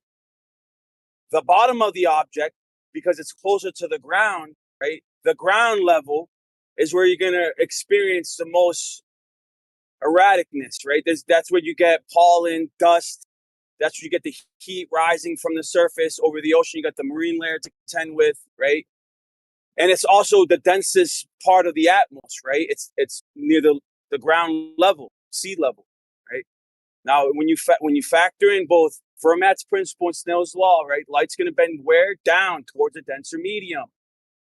Light rays that are being reflected off the bottom of the ship or the bottom of that building, right, are going to be flowing or propagating through an atmosphere that towards the surface is going to be the most erratic and the densest. So it's going to refract down the fastest compared to, let's say, light rays that are being reflected off 1,000 feet up. If we're talking about a skyscraper, right, or whatever, or 500 feet up, whatever, it doesn't even matter. So because of that, right, that those same rays, even though light, it's natural for it to reflect in all directions. The light rays that are near the surface are going to reflect towards the denser medium, towards the earth, being completely arrested, never reaching your eye. And then when you consider Rayleigh's criterion, when you look at a street light, you know how that works, right? Do I have to explain Are you talking that? about Rayleigh scattering? Both. Rayleigh scattering does not explain anything. Rayleigh scattering explains why the sky looks blue. That has absolutely no substance in this matter. No, it Rayleigh depends on scattering is it does. completely irrelevant. No, it does, because depending on the distance, there is light attenuation, dude. Right? People act like light can just travel forever. No, dude. Because of the same reason that when the sun starts to disappear, right, you get refractive scattering, right? And because of Rayleigh's scattering, you end up only with the red frequency, dude, the orange frequency. The same thing applies here, dude. The farther the object is, the harder it's going to be to see because of diffusion, because of attenuation, because of scattering, because of Rayleigh's criterion. These things all have to be factored in. So when you're talking about light being reflected off the bottom of a ship's hull, right, that light is flowing through an erratic marine layer, dude, that you think should just be easily visible. It should be visible to the same rate as the top of the ship. That's unreasonable position to hold. I really wish I could screen share and draw this out, but unfortunately I'm blocked from doing that. Okay, so light doesn't just, like, when light propagates through a medium that has you have ability. index, I mean, I don't know that he can see it though. He's driving, but yeah, go ahead. You should be able to share your stuff. I do. Try it again. Reconnect if it doesn't work. I do have it. Cool. I just want to draw a quick diagram on how light rays propagate if you have downwards refraction. So say we have the horizon here, and we have an observer here, and then we have a boat here. So if we have downwards refraction, then this light ray is going to appear to bend downward into rise. This is extremely exaggerated. And the bottom would go upwards, and then it would flatten out. It wouldn't start going downwards. It would start to flatten out. It would start going upwards and flatten out. I feel like the flatten out, it wouldn't start going downwards. It would start to flatten out. It would start, and the bottom would go upwards, and then it would flatten out. It wouldn't start going downwards. It would start to flatten out. It would start going upwards and flatten out. I feel like the flatten out, it wouldn't start going downwards. It would start to flatten out. It would start going upwards and flatten out. I feel like the flatten out, it wouldn't start going downwards. It would start to flatten out. It would start going upwards and flatten out. I flatten out. It wouldn't start going downwards. It would start to flatten out. It would start going upwards and flatten out. I feel like the mistake you're making is just assuming that the light, like the only light that's being emitted from the bottom is the light that's going that way. That's Why not would it true. There is light going in all different directions, and if we were to draw virtual rays on where these rays go, this is why this is why the boat would appear to be higher, is because the light that's hitting our eyes, if we draw virtual rays going out from that, they would be above the boat. This is why we say if we have downwards refraction, then the boat would appear higher or taller than it is. Can I ask a What's question? more common, superior Hold on, mirages I was or gonna ask inferior? a question. Why would they flatten? Because, like, the reason they wouldn't go downward is because nothing's causing them to go downward. They're going up into, like, less and less dense media. Oops, I just deleted everything. They're going up. They wouldn't go down because nothing's causing them to go down. Also, they would never actually flatten out. Okay, they The would, only but reason they would go down is because of reflection. okay, so the off higher of density particulate gradient. Sorry, I thought you're finished. If you pause, I might think you're finished. So forgive me in advance or whatever. Okay, You can go so on. all right, so the higher density gradient in what you're describing here, downward refraction, where the light's spinning down, right? Like the higher density would be Yes. near the surface, and so your light would be bending towards the more dense medium. So I just don't understand why you're saying they would flatten out. Like Because it has. if we were to flip this upside down and say that the gradient was going up, where there's more dense medium going upwards, then it would appear to go upwards. That's the same principle here. It's going into less dense. It's going into less and less dense medium as it goes up, and so the speed of light in that medium will increase, and so it would appear to go, like, if you have say that this medium has a I can't remember its higher or lower index of refraction, but like if it has a higher index of refraction, then the speed of light would be slower, I believe, in that medium, and so it would appear to I can't remember what exact direction it is. If someone's like more knowledgeable on optics, they're free to chime in, but like we have never seen light go like that. We have never once observed light rays to go like that. How do we see the light rays? No, they don't go like that, dude. Necessarily. I think Chepo was trying to If get the- in. I don't know if that was him or his goat, but go ahead. Yeah, it's me. If downward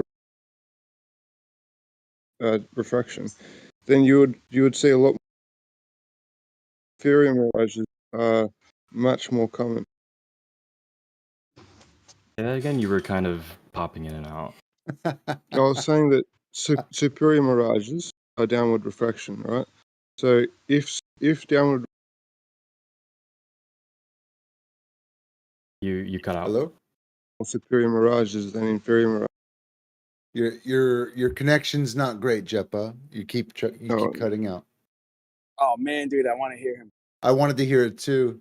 He's reconnecting though. Man. He's gonna try it. I put a Back to picture in. the superior mirages, the Fata Morganas, I think bring up. Yeah, Fata Morgana is extremely rare. What Which is I why was, I'm not including that, because it Can accounts you for hear me? probably 0.001% of cases. Yeah, try again, brother. what I was saying is that inferior mirages are very, very common. Superior mirages from downward refraction are very, very rare, only in icy conditions. So if downward refraction was the predominant refraction, we would expect to see superior mirages a lot more commonly. I'm not entirely sure which type is more or less common. I assume downwards refraction was more common, just based off Taylor's argument with the temperature and pressure gradients and the water temperature being lower than the air. If downward refraction was more common, you would see superior mirages all the time. Whereas superior mirages, you only see them in very icy conditions where there's a temperature inversion. Let me ask you a question. Yeah, that's because I just one comment. I put a picture in the chat. It talks about inferior mirages, how they work. Just go check it out. I tagged you Mystyk. The Australian guy, who's that? What's his name? Chepa, like Chepa. a CH, Chepa. Okay, like yeah, Chepa. What do you think about superior mirages? How is the light reacting? So when you look at the different like upwards refraction and downward refraction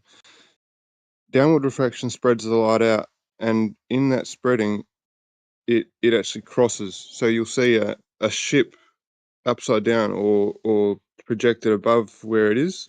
Like it'll be like right above the horizon. It'll be like in the sky. It'll be floating. It'll look like the ship's floating in midair. Yeah. And that's downward refraction, and it's very, very uncommon. It's only in icy conditions when the temperature is inverted.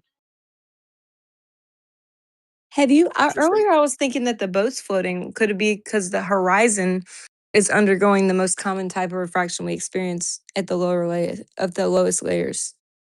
And so yeah, you're right. Like everything you said was correct.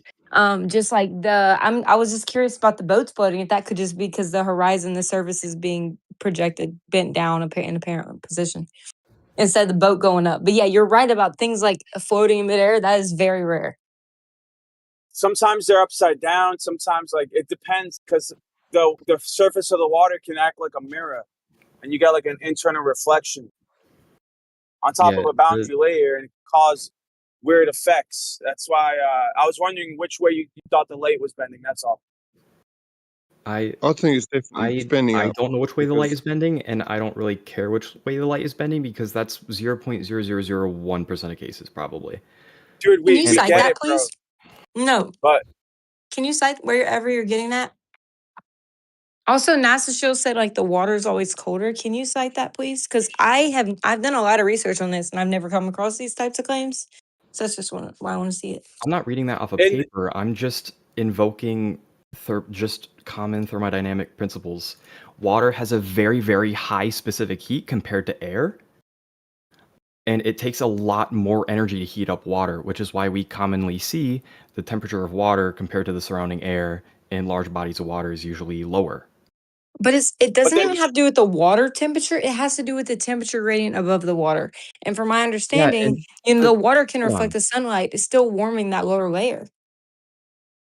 That's and the water's always going to be evaporating quite a lot because it's common around the Straits of Gibraltar and like the Strait of Hormuz. You'll see that a lot actually, more than anywhere else. Okay. Also, I'd like to point out I still haven't gotten an answer to my original question. When there are no extreme circumstances like really high pressure and temperature gradients and like humidity, why do we still see things occluded from the bottom up? I don't grant that that's ever happened. I'm not granting that has that's happened. That's So been observed. I'll look at whatever anything. I'll check it out. I already told you, bro. You just handily dismissed it. It's just common handily dismissed it, dude. Hold on, what is it? I want to hear what he's gonna say back. Common what? Common observation. If you look out across the sea at a boat, it appears to disappear from the bottom up, even if we ignore, like, even if refraction, humidity is negligible. Why do we still see a very harsh, noticeable effect that it disappears from the bottom up? Do you want me to grant that that's happened? I don't believe you. Like, I don't believe that's happened. It has like happened. You're saying Do you want me somebody to has pull up, seen like, this footage of it happen, happening? measured the refractive index, the pressure and the temperature gradient, and it was like no gradient. And first of all, I'd be skeptical any day, like normally there's a pretty strong gradient on surface. I have papers for that. And then you're saying this person went and measured it. There was no gradient, and yet the boat was disappearing bottom up. Like I just have to see it. I don't know what to say. Right. And dude, another thing is that we have proof of concept that's been replicated, reproduced many, many times. Where in a warehouse, like a 1,000,000 square foot warehouse, you can put an object on the other side of the warehouse and start moving the camera back. And guess what happens to the object? It becomes obscured bottom up, and there's no curvature involved, dude. Doesn't You could do happen. it. You can zoom in and bring That the is object true. fully into view. No, That's been demonstrated. even when you zoom in, dude, the object is obscured bottom up, and you have no curvature to contend with. That's Yeah, what I'm trying to did say. you Show me look an in the instance chat? of that happening. You're saying that the only reason that happens is because of the curve. Talking over each other. It's a little hot. Taylor, I wanted to ask if I'm happy to stream like some Sky Free footage if there's anything you wanted to show as concept. Mm-hmm. Since it's very visually based, you know, he's showing us diagrams. I think it'd be fair if you show him what you're talking about. Yeah, well, Lion just mentioned it too, like the little boats disappearing bottom up over a little pond. Yeah, that video, I don't have the link to it, but that would be a good one. I can try to find I it. would have to find it, yeah.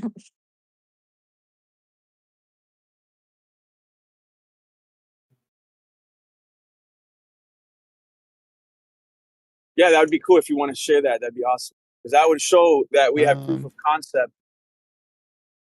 Well, there's a bunch of them boats over a pond here. I don't know which one you want me to show. There's there's the ones where he opens the door and it's like the middle of winter, bro, and adds the cold air gradient, and then the objects obscure bottom up all together. Yeah, well, on a small I'm scale. assuming if you're looking over at a boat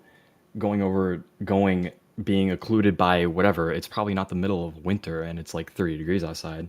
The point is that we have things obscuring bottom up. It has nothing to do with curvature. Everything to do with gradient densities. Yeah, I would check out the second link I sent you. They precisely measured a boat appearing to disappear bottom up. They measured the gradients in the line of sight and like how far the boat would actually need to be to have substantial curvature to be able to obscure it in this amount and measure. So, and the conclusion was that this was because of temperature gradients, not from curvature. It wasn't. The boat was not even that far away. So, all the math is there, and it's in the second link I sent you. I would just implore you to check it out. Yeah, this study measures the temperature and pressure gradients at a foot or two above the surface.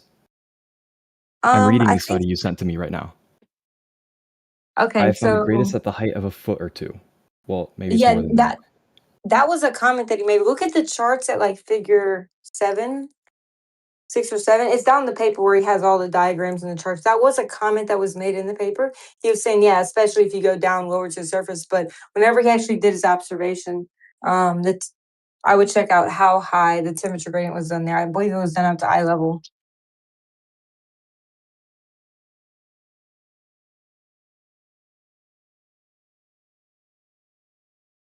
I think the expectation is from you guys that on a flat Earth, you should be able to see objects indefinitely and have no bottom-up obstruction.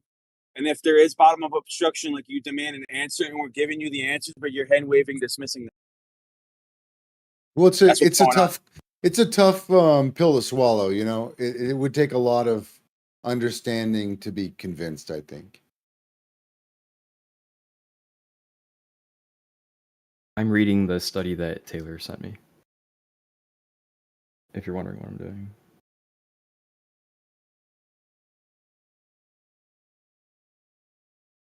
I even recently measured my own temperature data over the ocean. I've been messaging Jesse. I know he has a lot going on.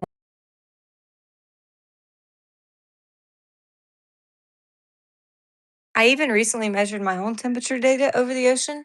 I've been messaging Jesse. I know he has a lot going on, but I'm trying to import that data. But it definitely measured. I don't want to give an estimate because I want to do the math first.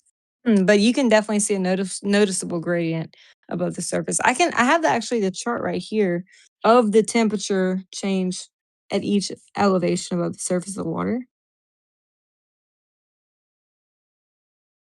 I was interested in this as well. Give me 1 second. Let's see. Doesn't Skyview also have examples of light bending up, causing things to be obscured bottom up? Oh yeah, that's like the main thing. Which is another thing in contention. If you guys have a particular video, I'm not too familiar with their content. I'd really rather someone give me something to show. I'm happy to show it. Okay, so I measured let's see. So like 75. It went up to like okay, so I'm sorry, I'm just like looking over this for the first time. Give me 1 second.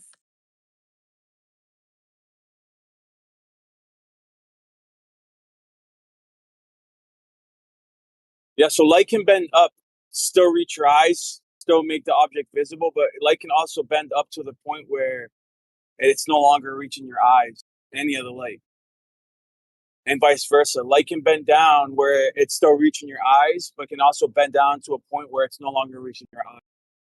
So that's why I'm talking about there's a Goldilocks zone between positive and negative coefficients that you can still see the object. Over like 50, within 100 feet, I measured like a few degrees of a drop. And I know it has to be negative 0.2 degrees Celsius per meter. So I'm gonna have to see if that would overthrow the pressure. Let's see. If this equals negative 0.2 degrees. This is a very interesting topic though, Mystyk. Yeah, I've done a lot of deep dive into this particular topic because I started doing like surveying measurements and I realized that like this is a very important point is like the gradients and how they can influence, the measurements and essentially that the standard refraction model is not reliable in elevations which surveyors reside to do their measurements. That's what the paper said. It said like, yeah, where surveyors are residing like at 5 feet above the ground. Yeah, the temperature gradient they're experiencing there does not reflect the temperature gradient in the entirety of the troposphere, which is what they used to calculate standard refraction. So there's like a discrepancy there, and it's been pointed out in multiple papers. So this idea that light's always bending down, based on these faulty measurements that don't apply near the surface, it might apply like for celestial observations, like when at stars or something along like a huge line of sight in the troposphere at higher elevations or great distances. I don't know. But whenever you're looking along the surface, it definitely is completely different there, just due to the heating effects that the sun has on the earth during the daytime. Does that make sense though, like conceptually to you, Mystyk? Absolutely. Okay. Yes, but I still don't understand how you think that, like, in circumstances where refractive indices are negligible and humidity is negligible and whatever, why do objects still appear to be occluded from the bottom up? Well, they shouldn't if there's no curvature, unless there's something else affecting the bending of When the you light. say Hold on, let me negligible, finish. Yeah, Let me that's finish. my Please, let me that's finish. my Let me finish. always Let me entire finish. Let me ingredient. finish. Okay, 1 second. But this is a hypothetical Still situation about which the bottom up? This is not a hypothetical I have situation. This is a never real situation observed. that's been Thank observed you, Eggshells. multiple times. Listen, I have never seen any data, as I was saying a second ago, just never seen anything like that. So it'd have to be a completely hypothetical scenario. I'd be granting, which not gonna grant it. It sounds unreasonable personally, and I wouldn't grant it. I'd have to see data, you know what I mean? If someone has like a video, do you think I just have a video accompanied by data on hand? I mean, No. I have spreadsheets like on hand of refractive index data, but I'm very interested in this topic and invested in it. So I do normally I do biology research like as a graduate student, but I've been interested in this topic in this debate lately. So I started getting into reading papers about terrestrial refraction. So I would just like I would just have to see data, you know what I mean? Like, I'm not assuming that you just have video on hand, but I'm just kind of skeptical of the claim in general. I'm not dismissing it. I would just need to see it.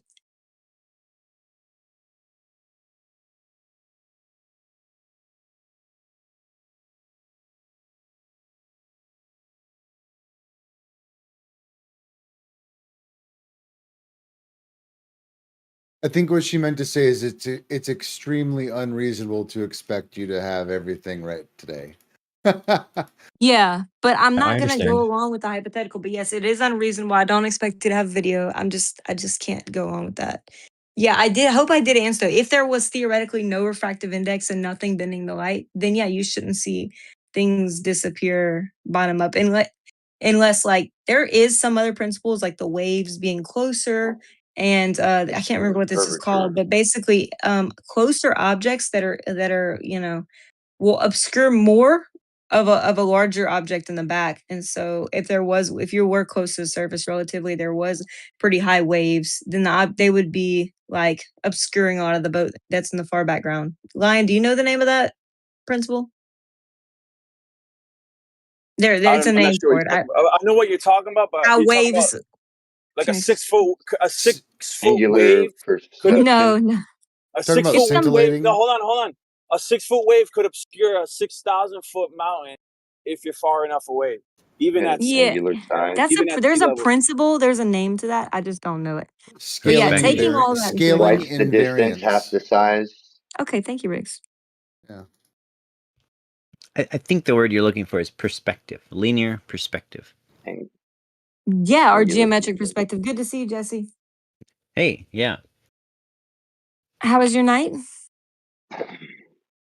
Oh, well, I worked hard today, and then I got home and I worked hard some more, and I just finished dinner. There you go. You can do all things for the Lord with all your might. Whatever you Absolutely. do it with all your might as if you're doing it for the Lord. So don't feel bad about working hard. That's awesome. Oh, no, What I do you don't think feel about? bad. I just feel tired. You should feel Oh, I horrible about it. I think any one of them would do really, but you see, well, are you interested, Mystic, to see? There's one with the laser. It's pretty cool too. See what? Basically, they had a boat on a toy pond, and it appeared to disappear bottom up. Um, just with the camera near the surface, kind of scaling everything down. Toy boat? To show, yeah, a little toy boat, yeah, and they show like it disappears bottom up, but this wouldn't be due to like curvature or whatever. It's like in Okay, a well, small. then if it's that small, then mirages would have a non-negligible effect just because it's that small. What do you mean? And the tip, like the reason I was trying to like ignore the whole refraction thing is because most boats are very, very large, typically larger than the harsh pressure and temperature gradient we observe, that you claim we observe at near the surface. Like when I read the paper you sent me, the most elevation that I see is 5 feet. Like, and they say that it's at its strongest 1 to 2 feet. Most boats are a lot taller than 1 to 2 feet. But we're 5 So feet. even So we're looking through that gradient. yeah, and my point is the gradient would have a negligible effect. Well, how would you And it substantiate wouldn't. that? How would I substantiate that? What do you mean?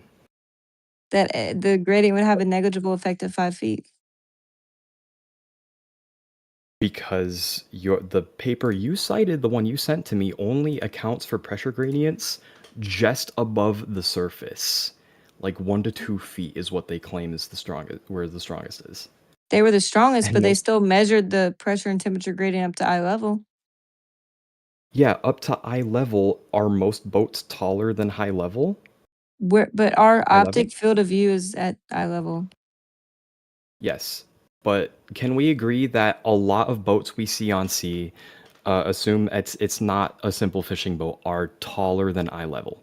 But due to perspective, it would be like things converge at eye level the further away they are as well. So it wouldn't be that much Yeah, different. that wouldn't explain why they disappear from the bottom up. Well, I'm not saying that's what explains it. You're just talking about looking at eye level. And Yeah, because I'd boats are like taller, you wouldn't be looking eye level, but actually you would because they're so much further away to even have the option to experience curvature that things merge and get smaller due to geometric perspective in a distance. So you'd still be looking at yeah, a field of view around eye level. that's not true. Really? Why do you Yeah, say that? that wouldn't explain why things clearly appear to be occluded by the horizon bottom up. What you're That saying what you're saying makes sense on a flat Earth. It makes sense. Things would appear to converge to a minuscule point along the horizon, You have but that's arrived at not what we stop observe. 3. Sorry.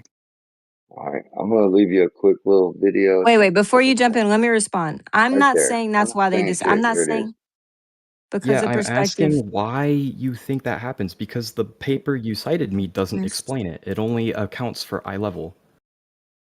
Yes. So okay.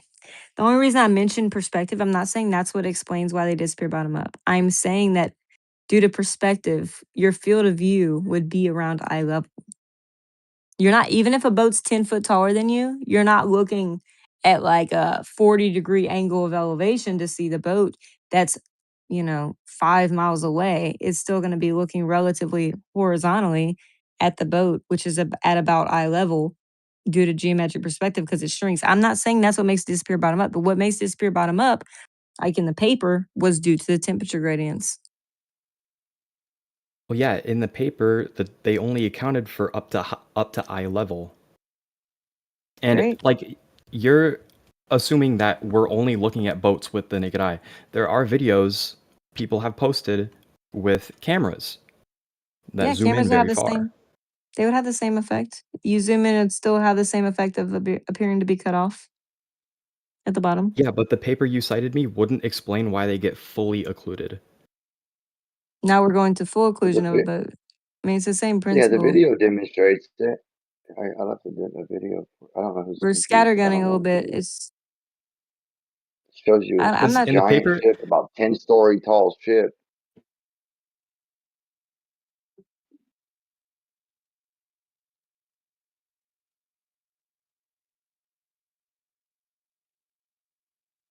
like, do you understand the point I'm trying to make? The paper you cited me only measured up to eye level, with the strongest effects being at 1 to 2 feet. Bro, she And already why? rebutted that, dude. Like, why are you guys just gonna keep repeating the same thing over and over again, dude? She already rebutted Because it. I'm asking a question and I'm not getting a valid answer. Yeah, you're hand waving, dismissing what she said, dude. I really did Like, it's answer that response question a few to Matt. times. Yeah, my question is, how do you explain why we still observe stuff to be occluded from the bottom up? You've told me what you don't think explains it, which doesn't answer my question. I get that you don't think perspective explains it. Okay, so what do you believe explains it?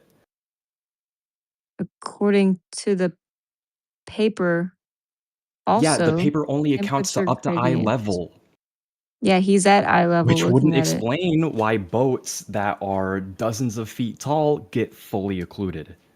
How high do you think the guy would have to look at a boat? Like what? Like what are you? Because the boat's I higher just want an than answer to my he is. question. You got to calm down first of all, because you're really getting derailed. I don't know what's going on, but okay. So a I'm getting a boat, little let's say, frustrated because I'm not getting an answer. okay. I hope you can really follow, please. Even a boat that's much larger than you, okay, in a distance, like it's gonna shrink. Do you acknowledge this principle of geometric perspective? Yeah, if you look at it with your eyes, Even if you look at but it when with a you look at it camera, through a camera, you can clearly see it being occluded from the bottom up. but And you can see the whole boat. It's exactly. clearly in view. The whole boat is in view and you can see it in Yeah. detail. And it's I being don't think occluded from anyone the bottom is up as it gets further away. I don't think anyone is excusing that there is occlusion from the bottom up. Like we all agree that that's taking place at some point. Yeah, I'm not trying, like, the reason I keep repeating this is because I just want to hear what your explanation is for that. You haven't given me an explanation. You keep citing the paper, but the paper doesn't explain it either. Okay, so at eye level, you're gonna be looking to see. Let's even if you use a camera, right? You're still gonna be looking through the camera is assuming to be at eye level too, like you're holding the camera up to your eyeball, right? That Yeah. camera is going to be looking through a gradient of about 5 feet along the surface. Now you're saying, oh, because the boat's taller, it's not going to be at eye level. Well, it's still going to Yeah, be because looking the through boat the is a lot gradient of taller than around 5 eye feet. level, but even if the boat is taller, because it's going to be shrinking in the distance. So either way, you're going to be looking at that 5 foot from the ground gradient. Yeah, the boat isn't actually shrinking. The boat is still way taller than the gradient. But it's not going to matter because you're still going to be looking straight ahead to see that boat. If the boat was right in front of you, yeah, you might have to look up at a high angle to see the top. The boat's at a far distance. You're going to still be looking at that same gradient around 5 feet. Yeah, but that You're doesn't on a camera mean or that not. the top of the boat is magically at eye level. The top of the boat is still well above eye level, which Well, means how far it above? wouldn't Because be it's fully approaching. occluded. Huh? How far above eye Bro, level do you think it's going to you're be at misunderstanding 5 the question. miles? Yeah, dude, you think you'd be looking up at As the far top of the above eye boat? level as it And the was when boat's it's right 5 next miles to you. I away? don't understand the point you're trying to make here. No. The In boat is geometric still perspective, as tall as it was before. I know, You but can Bro, when invoke perspective, but that doesn't you know, hold explain on, hold on. anything. You know how the viewing angle works? Like I when know. you're looking at an object, and you know how there's convergence. So even if the boat, Yeah. let's say the ship's 100 feet high, dude, you're not gonna be looking up at 100 feet in the sky. Dude. You're gonna be looking basically. Your head's gonna be level to the ground, dude. When the boat's 5 miles away, dude. So your point, oh, but the boat's 100 feet up or whatever, right, or above eye level is logically irrelevant. I'll post I a don't know how you picture to help. This might help Yeah, see, help the you reason understand. that's not right is because even if the boat were right next to you versus really far away, you're still looking through the same amount of gradient because it's the same height right next to you versus really far away. You're still looking through the same gradient. Yeah, and this You're gradient is still going to looking make through whatever gradient is between the distance of your eye level and the top of the boat. but the gradient you're looking through is still at eye level. You're looking straight ahead to see the boat. I have a That's question. not true. Oh my goodness. Since Yeah. we're kind of at a conflict, I guess. Chepa, I posted one of your pictures. I was hoping you'd have something to comment on, or maybe just tell me what this is about.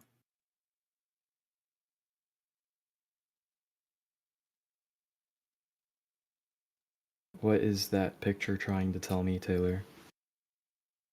Just how, like, in a distance, like, you see, like, if you were to look at the hallway, like the ceiling, you'd be looking kind of up to see the top of the ceiling. As you look at the hallway in a distance, you're looking more eye level. You see what I mean? Okay, but can we agree that way down the hallway, the ceiling is still at the same height as it is right next to you? Yep. Okay, then why can't you concede that point when we're talking about boats? I understand what you're saying Dude, about you're done. the You're angle. stuck. You're done, dude. You're stuck. I You're stuck. understand what you're saying about the angle, but I can make another diagram to show you how that wouldn't account for anything. Okay. Well, I want you to know that people have measured temperature gradients above 5 feet. If your contention is that at 5 feet it's just going to stop, they still have strong Yeah. gradients measured above 5 feet that would still cause the same effect. And essentially, yeah, the bottom of the boat, as you get closer to the surface, you're going to have a stronger temperature gradient. I understand that. That's usually why they appear to be cut off at the bottom. You're saying that the gradient's just going to dissipate, right? So the bottom of the boat's going to have the stronger gradient, but you're still going to have that effect present, where it appears to be this obscured bottom up due to the gradient you're looking through.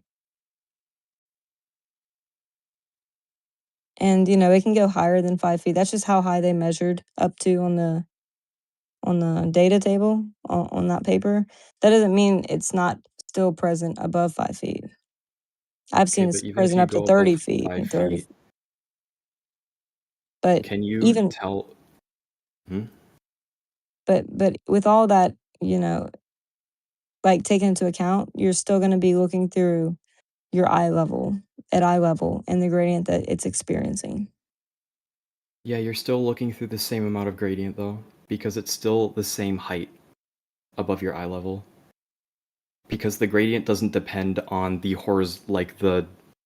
distance away from you. It just matters the elevation distance between your eyes and the top of the boat. Look at this That's the picture. only instance in which This is the from the University of grading would Georgia. matter. I think this might help you. Are you in, I tagged you in the other one. Did you see it? I'm gonna tag you in this one. This Yeah, might I help you. saw It's looking this. at a palm tree. The whole thing drops down. See what I mean? Yeah, I see this. It's just not right because that's not how light propagates through different media. That's just not. The It's University not of how Georgia light is like propagates through different media. the University of Georgia. You think they should fix their schematics? I'd like you to like cite me the exact paper or article that you got this Okay. from the University of Georgia. Okay. And if I do, will you concede the point? I won't concede the point. I'll just look further into it. Okay.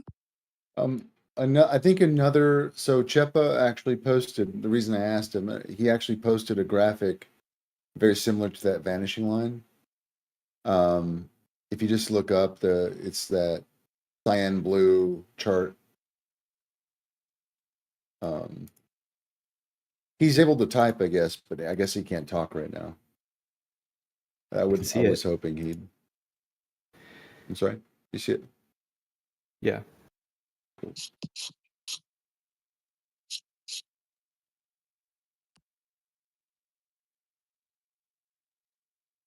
Yeah, this isn't how light propagates at all through Maybe different cite. media. Light Maybe going cite. downwards will always go downwards unless there's something to reflect off of. Can you cite whatever you're referencing? What would you say if I'm invoking my past years of physical knowledge and the physics classes I've taken? What would you say if somebody shown a very expensive collimated laser, like perfectly level, and for some reason, every time it was used, the light was bending upward at a distance? Then I'm not sure what that would explain. Just upwards refraction. Okay. I thought you said that it always goes down. It doesn't always go down. I never said that. I just said, like, I assumed it would be most common if it were go down because usually air gets more dense as you get closer to the surface. Well, I haven't seen a laser like that actually go down. I'm not saying it wouldn't. I just haven't seen it yet. And then because of the nature of lasers, they what's it called? Oh, I'm just tired now. Okay. Well, they cone out. They cone outward. So sometimes what you Divergence. think divergence, thank you. Yeah, sometimes what you think is curving down is just part of the divergence. That's all I want to say.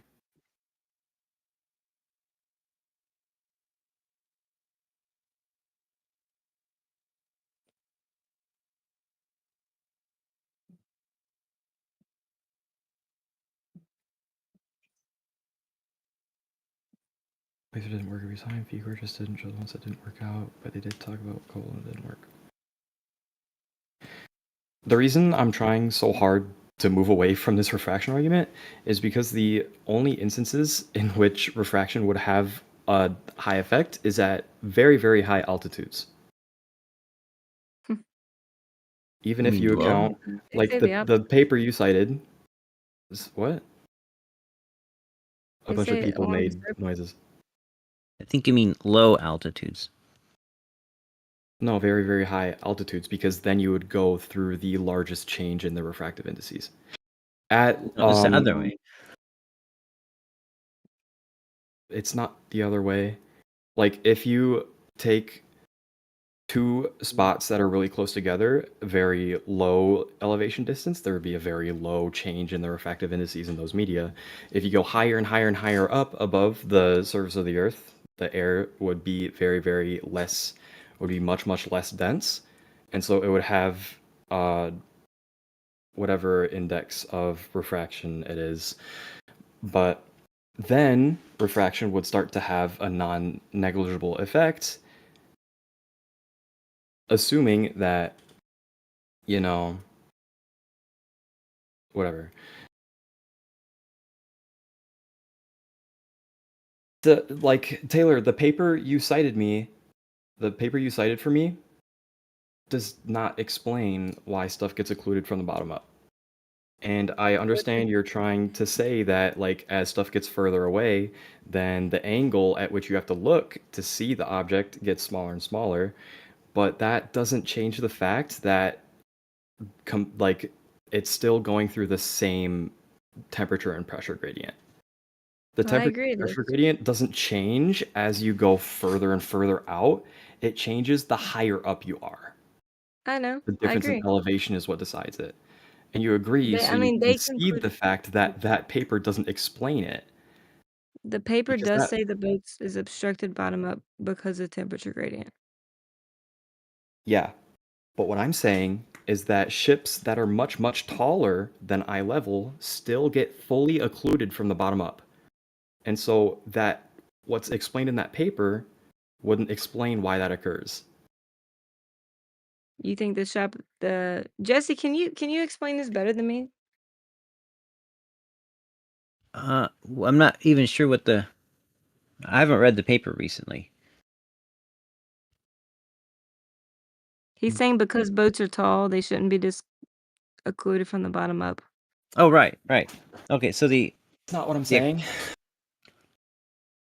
Well, that's not what I'm saying. I'm not saying they shouldn't be occluded from the bottom up.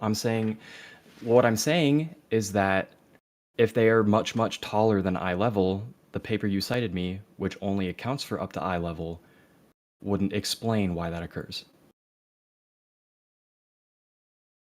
I'd like your explanation for why that occurs.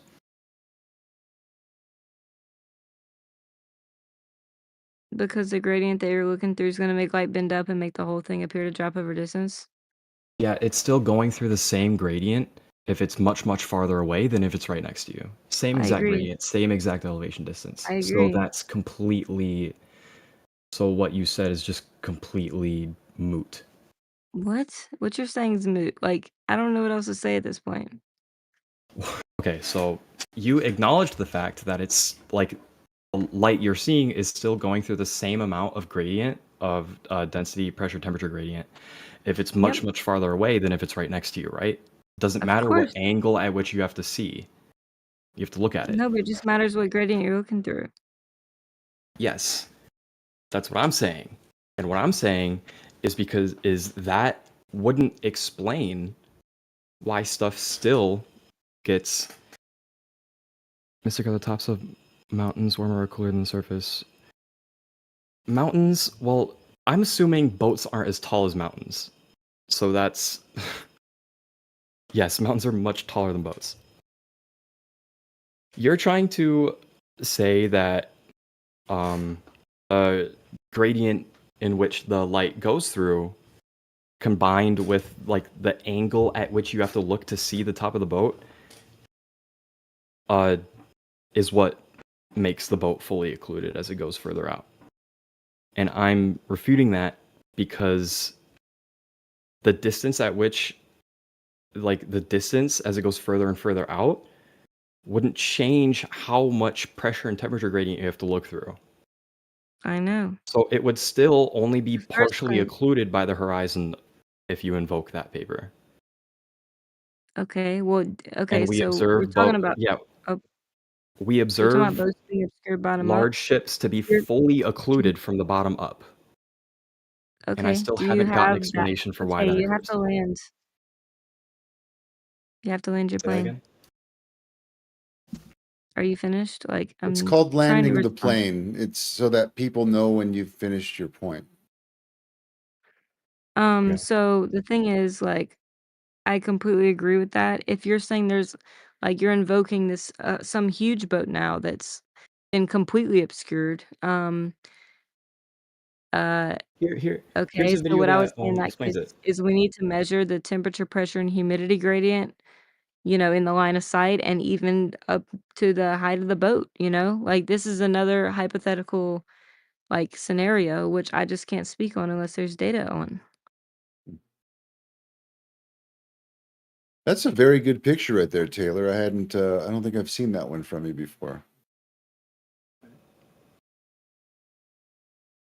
But yeah, Here's a that's video correct. in which it's demonstrated. It's not like an actual paper. It's a video I found.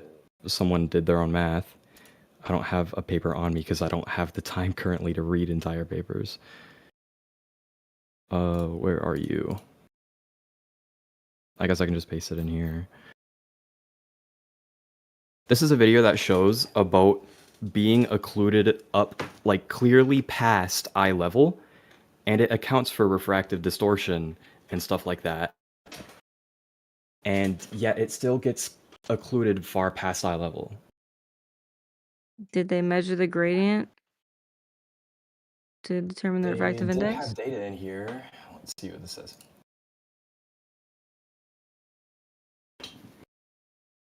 They measured the refraction. Okay, how'd they do that? Just drop the data or whatever. Have it in there. I don't have the calculations they have, but their data is that the that refraction would only account for 4.1 feet of occlusion, and yet there was You want me to grant all 6.23 this? feet of occlusion. What? I can't grant like their conclusion unless I see their math and the measurements.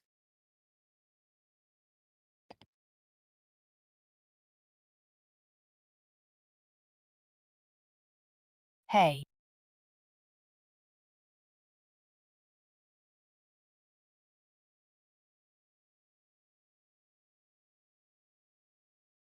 Kind of hard to digest in the chat there, Jesse. Are you able to actually speak? Oh yeah, I just didn't want to interrupt. Okay.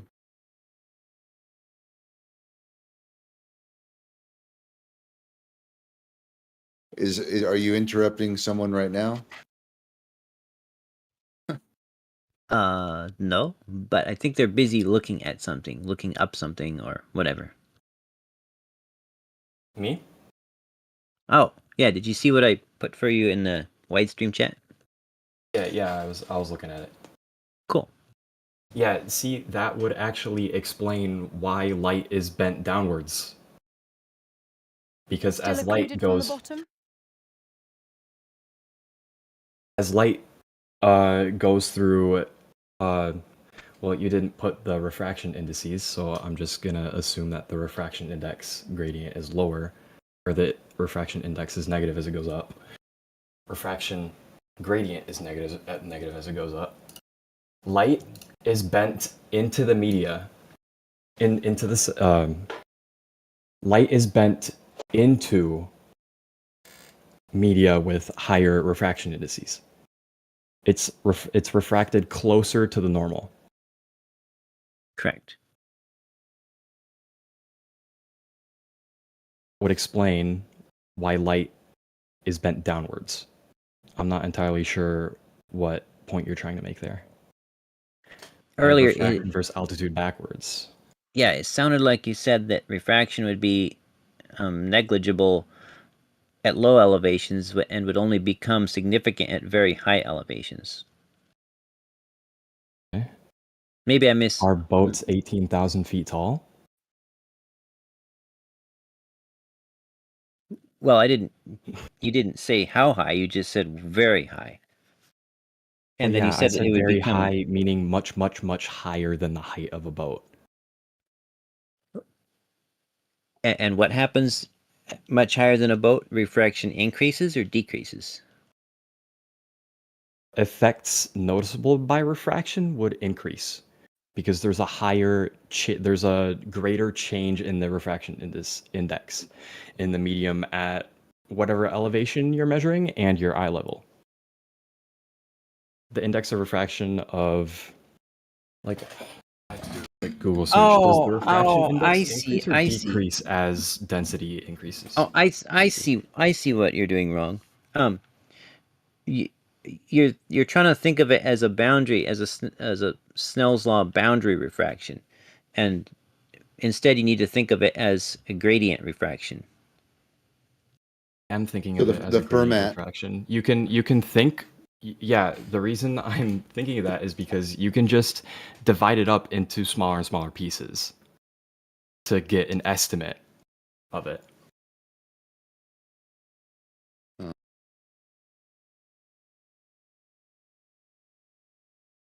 So, like, for example, when I measured the elevation angle to a 10 or 11,000 foot mountain, I had very consistent results because most of my line of sight was through higher altitude air.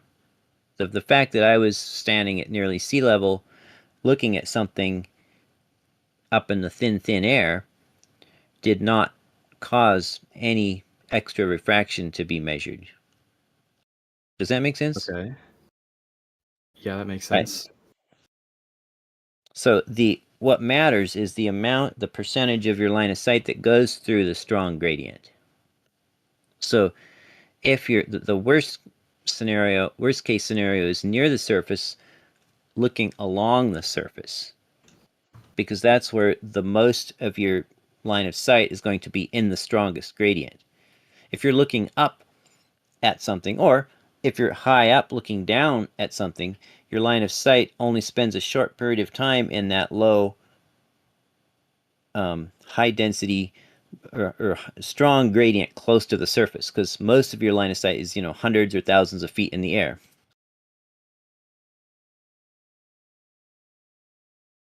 Where refraction is very close to always the same.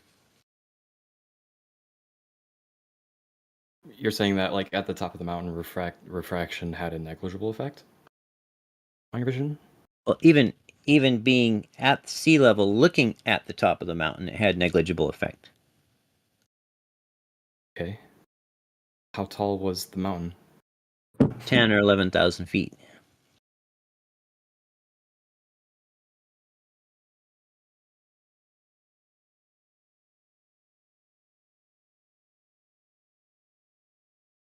It was Mount Baker in Washington.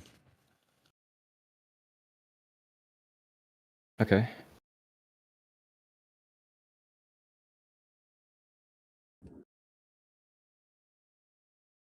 Did you, like, measure, like, how tall the mountain appeared to look from your perspective? I measured the elevation angle to the mountain peak 36 times. Okay, but did you measure how tall the mountain appeared to be?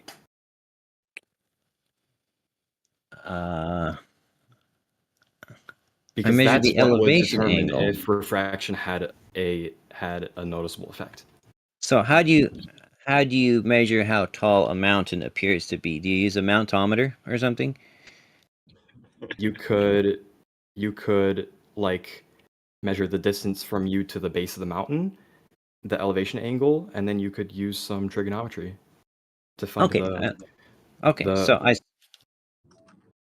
maybe I'm not coming through. I said a couple times I measured the elevation angle to the mountain peak. Yes, but did you measure how tall the mountain appeared to be from your perspective? Because that's what would determine if refraction had a noticeable difference.